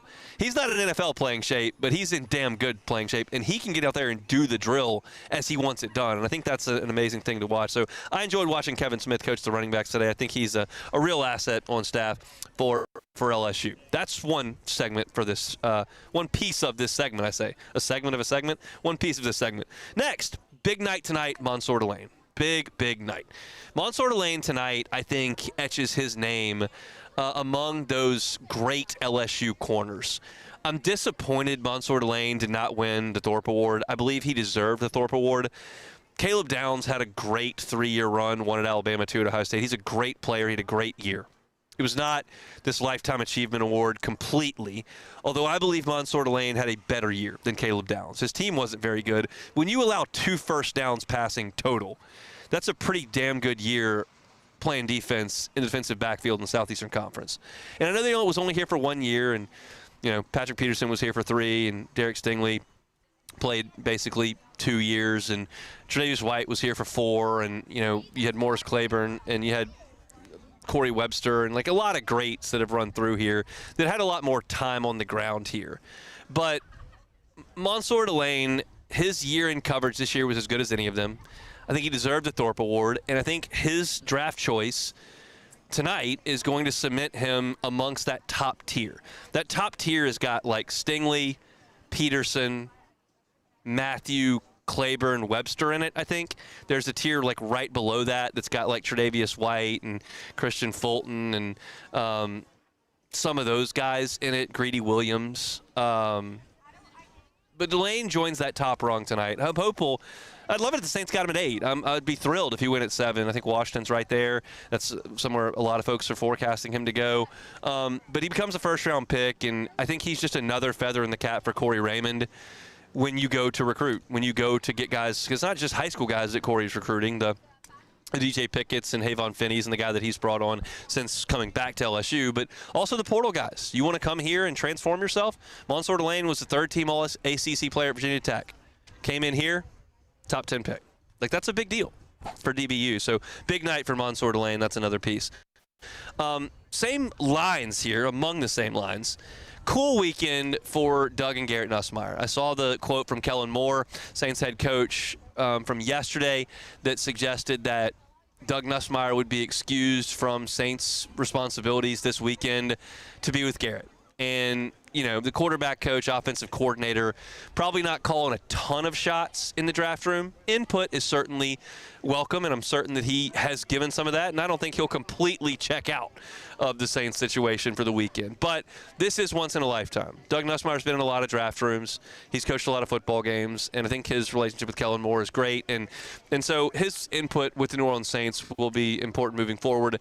But his son's never going to get drafted again. And so for the Saints to allow Doug Nussmeier to go and be with Garrett and not be in that draft room for when that happens, I think is really cool. Y'all have my sincere thoughts on Garrett Nussmeier. I'm pulling for the young man. I think that the hand he was dealt his last year was crummy.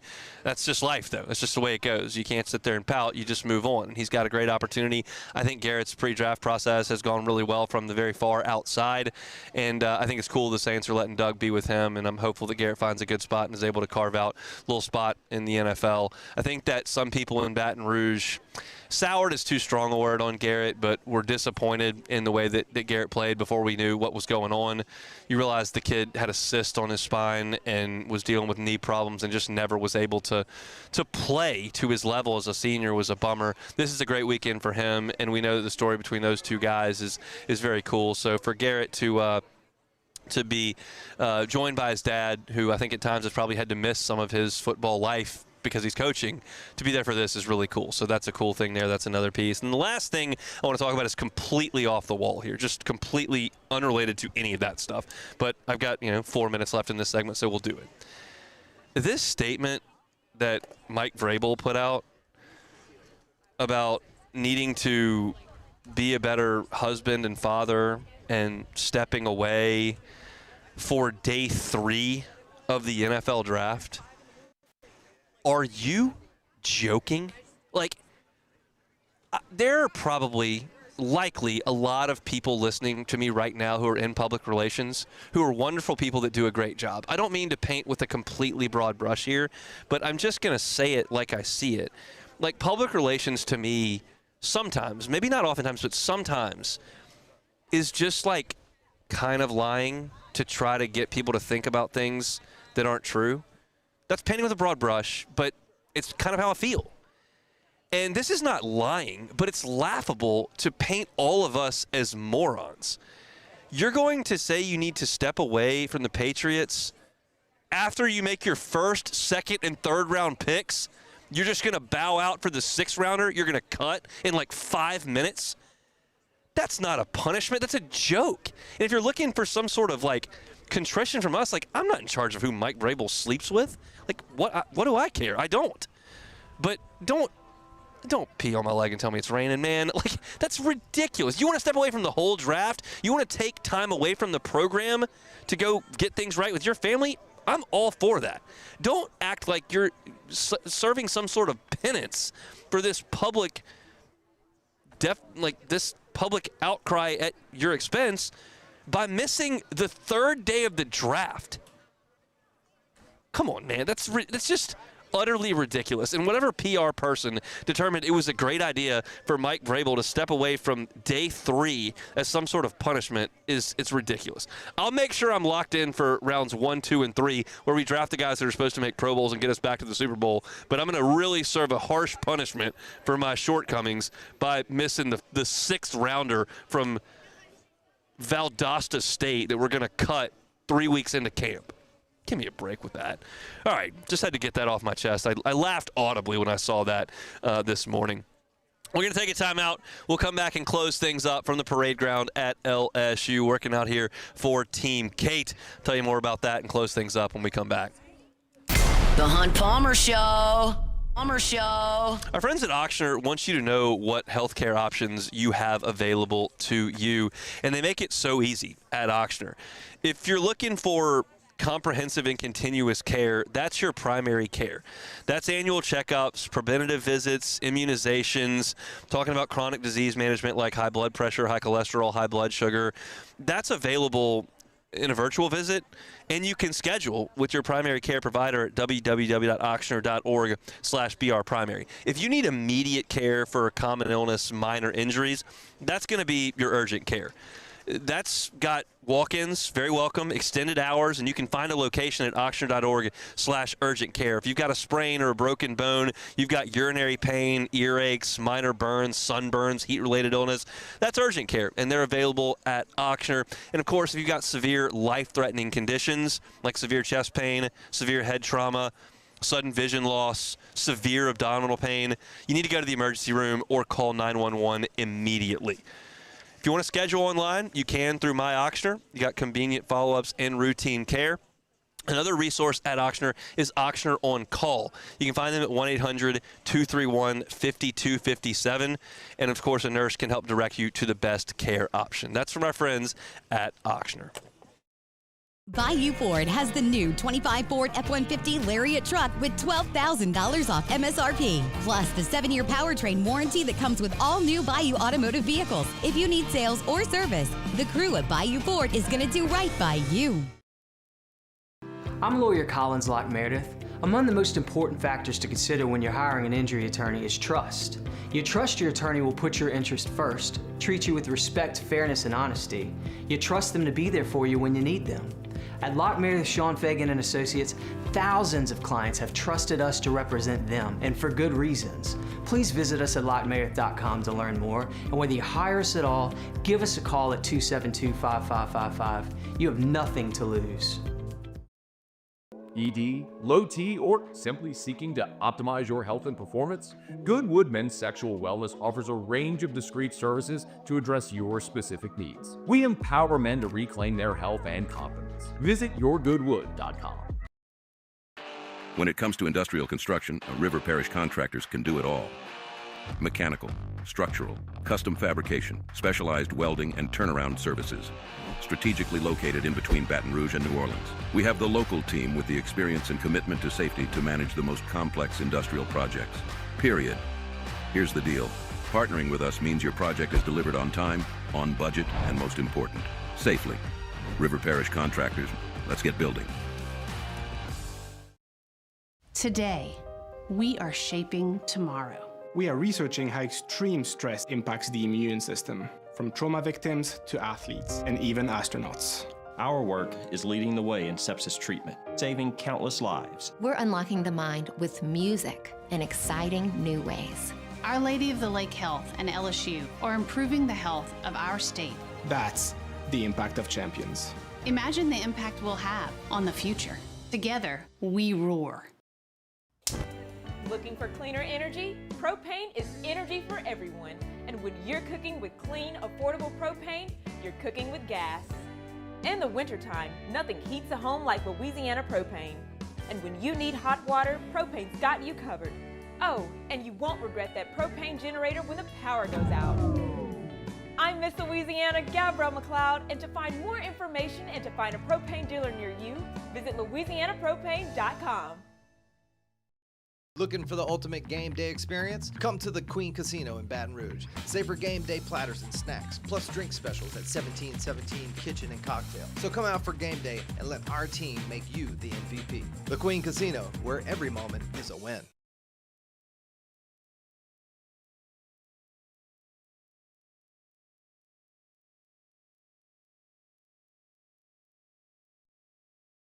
You're listening to The Hunt Palmer Show, brought to you by Sagrera Farms.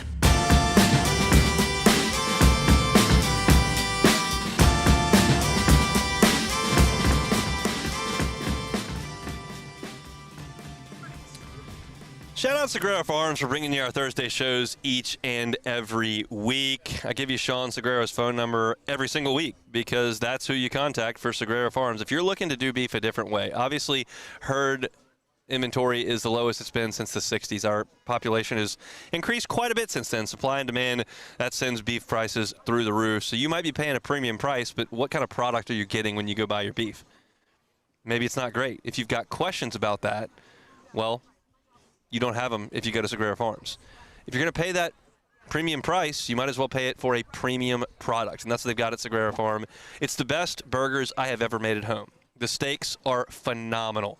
Ribeyes, fillets, strips, skirts, flanks, brisket, chuck roast, ground beef, all there from Sagrera Farms, all prime every single time. And the beautiful thing about Sagrera Farms, if you don't like it, you don't have to pay for it. Father's Day is coming up. It is. If you're thinking about what to get for Father's Day, and maybe you've got 4 or 5 dads you want to help out, go buy half a cow. Spread it out amongst 5 folks, and you can go ahead and make sure they are taken care of for Father's Day, and they will love it. Fill those freezers up with the best beef around. It's Sagrera Farms right here, just north of Baton Rouge in Ethel. Give Sean a call. Just say, hey, heard about you on Hunt Show. Would like to talk about getting some beef. He's happy to help. It's at 225-719-1723. It's 225-719-1723. Sagrera Farms Premium Angus Beef. Before take it or leave it, let me remind you one more time why we're here. We're on the parade grounds at LSU for Team Kate. Kate Hargett is an old girl, 11 years old, and she's in a battle. She's got a mutation that will turn malignant if she doesn't get a bone marrow transplant. Her family have organized swab drives all over the state of Mississippi, now here in Louisiana. If you're between 18 and 35 and are willing to come by and get swabbed to see if you are a match for a bone marrow transplant, we would certainly appreciate it. I have been overwhelmed with the amount of people that have come through to these tents to get swabbed for Team Kate. She's here, 11 years old, full of energy, smiling. Talked to her dad at the end of hour number 1. Loves to read, loves life, getting into a little bit of cheerleading. And we're here to try to help save her. If you have time and you're willing to come on by and get swabbed and you're between 18 and 35, we would be so, so appreciative. We're here on the parade ground just in front of the LSU Student Union. Our tent's set up. Matt's going to be here until 6 o'clock. They will be here until 5 o'clock, and they'll be here tomorrow until 2. So if you can't get by today, get by tomorrow. We certainly appreciate it. So hopeful that we can find an answer here for young Kate, and appreciative that they've asked us to come on out and do this. It's been really uplifting to do so. And again, hopefully we can find an answer for Team Kate. All right, let's play some Take It or Leave It. Take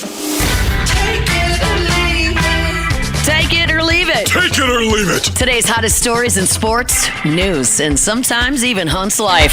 The question is, will he take them or leave them? All right, so the NFL is using legendary quarterback Peyton Manning as a means to get Indiana's Fernando Mendoza to attend the 2026 NFL Draft. Manning had told reporters Wednesday that he feels that the league had reached out to him so he can try and get Mendoza to attend the draft, saying that I know he wants to stay home with his family, which will be fine, but it's special to be there. So is Mendoza making a mistake by not attending the NFL Draft? Take it or leave it. Talking about Fernando Mendoza right now, talking about Peyton Manning, and saying that Peyton Manning reached out to Mendoza to encourage him to go to the draft. I know he's staying home with his family, which will be fine, but it's special to be there. Is Mendoza making a mistake not showing up to the draft? Take it or leave it. I will leave it. I think that his situation is a little bit different because you're talking about a mom with some health issues. I don't know if that's the reason or not. She certainly has been able to travel a little bit for his games, and I'm not sure what. But we did talk about it a couple weeks ago. Like, it is such an amazing experience to be able to be there when you know you're going to be the first pick, which he is going to be. He's not going to get stuck in that green room for very long. So it's an interesting situation that he's got there. If all things are equal, I would say, yeah, probably best to be there. But all things are not. So to the Mendozas, it's going to be an awesome night no matter where he is tonight. All right, so FIFA has Let's resale talk about tickets. Mickey Loomis. Mickey Loomis. All right, so I got you FIFA now. has resale Matt's tickets. booing Mickey Loomis from offset. Okay, so I didn't know you want to keep going. So FIFA has resale tickets just for under 2.3 million. Okay, so I didn't know the you lowest want to ticket keep going. price for the Resale final has tickets been just listed for under for $2.3 million. $10,000 The for lowest 4 ticket price for the final has seats. been So listed for paying millions to watch a sporting $10,000 event, take it or leave it. seats. So paying millions to watch a sporting event, take it or leave it. $2.3 million. Not going to happen for me. I'm not in the market for $2.3 million tickets. If you are, that's a special event, and you have so much money you don't care. I don't know that I'm in for 10 grand. In fact, I'm probably not. But yeah, that's impressive stuff there. That people are paying that much money for World Cup tickets. We got about 1 minute to go here from the parade grounds. Again, my prediction officially for the Saints is Carnell Tate at 8. My preference is Ruben Bain. That's who I think would be the best. That's the highest upside for me at a position that they can really get. I just think it's harder to get an edge rusher in the second round or third round that's a hit. It's not impossible. It's just a little bit harder, and I hope the Saints aren't picking near 8 anytime soon. So I would like Bain. My projection is Tate. We'll see what happens. Appreciate y'all for tuning in. Missed anything, catch it on demand wherever you find your sound. We're going to be live from Starkville tomorrow. 10. Two Brothers Smoked Meats, getting you ready for LSU and State and recapping the draft night number 1. Matt's going to drive you home next on AFR. We're out of here. The Hunt Palmer Show. The Hunt. One Bath and Closets. OneBathAndClosets.com is the website. David Har and his team, 30 years redesigning and remodeling bathrooms and closets. You know, safety is a big issue in the bathroom, especially as folks age. If you know someone who is aging that you would like to keep safer in the bathroom, you can't eliminate those risks, but you can mitigate against them. You can put in non-slip floors. You can put in a walk-in tub that's got the ability to sit down. It's safer. It's more comfortable. You can put in a shower with a bench in it. David Har and his team are happy to do that for you. You may think, well, that's going to be tough for me to pay for at this point. Well, you got financing options available, 0% up to 18 months. That's the same as cash. So work with David. He's done it for dozens and dozens and dozens of folks around the Baton Rouge area, and he can do it for you. Check out the website, OneBathAndClosets.com. They'll do it right the first time and leave the competition behind. One Bath and Closets, OneBathAndClosets.com. I'm Lawyer Locke Meredith. We are honored and humbled to receive from our clients and good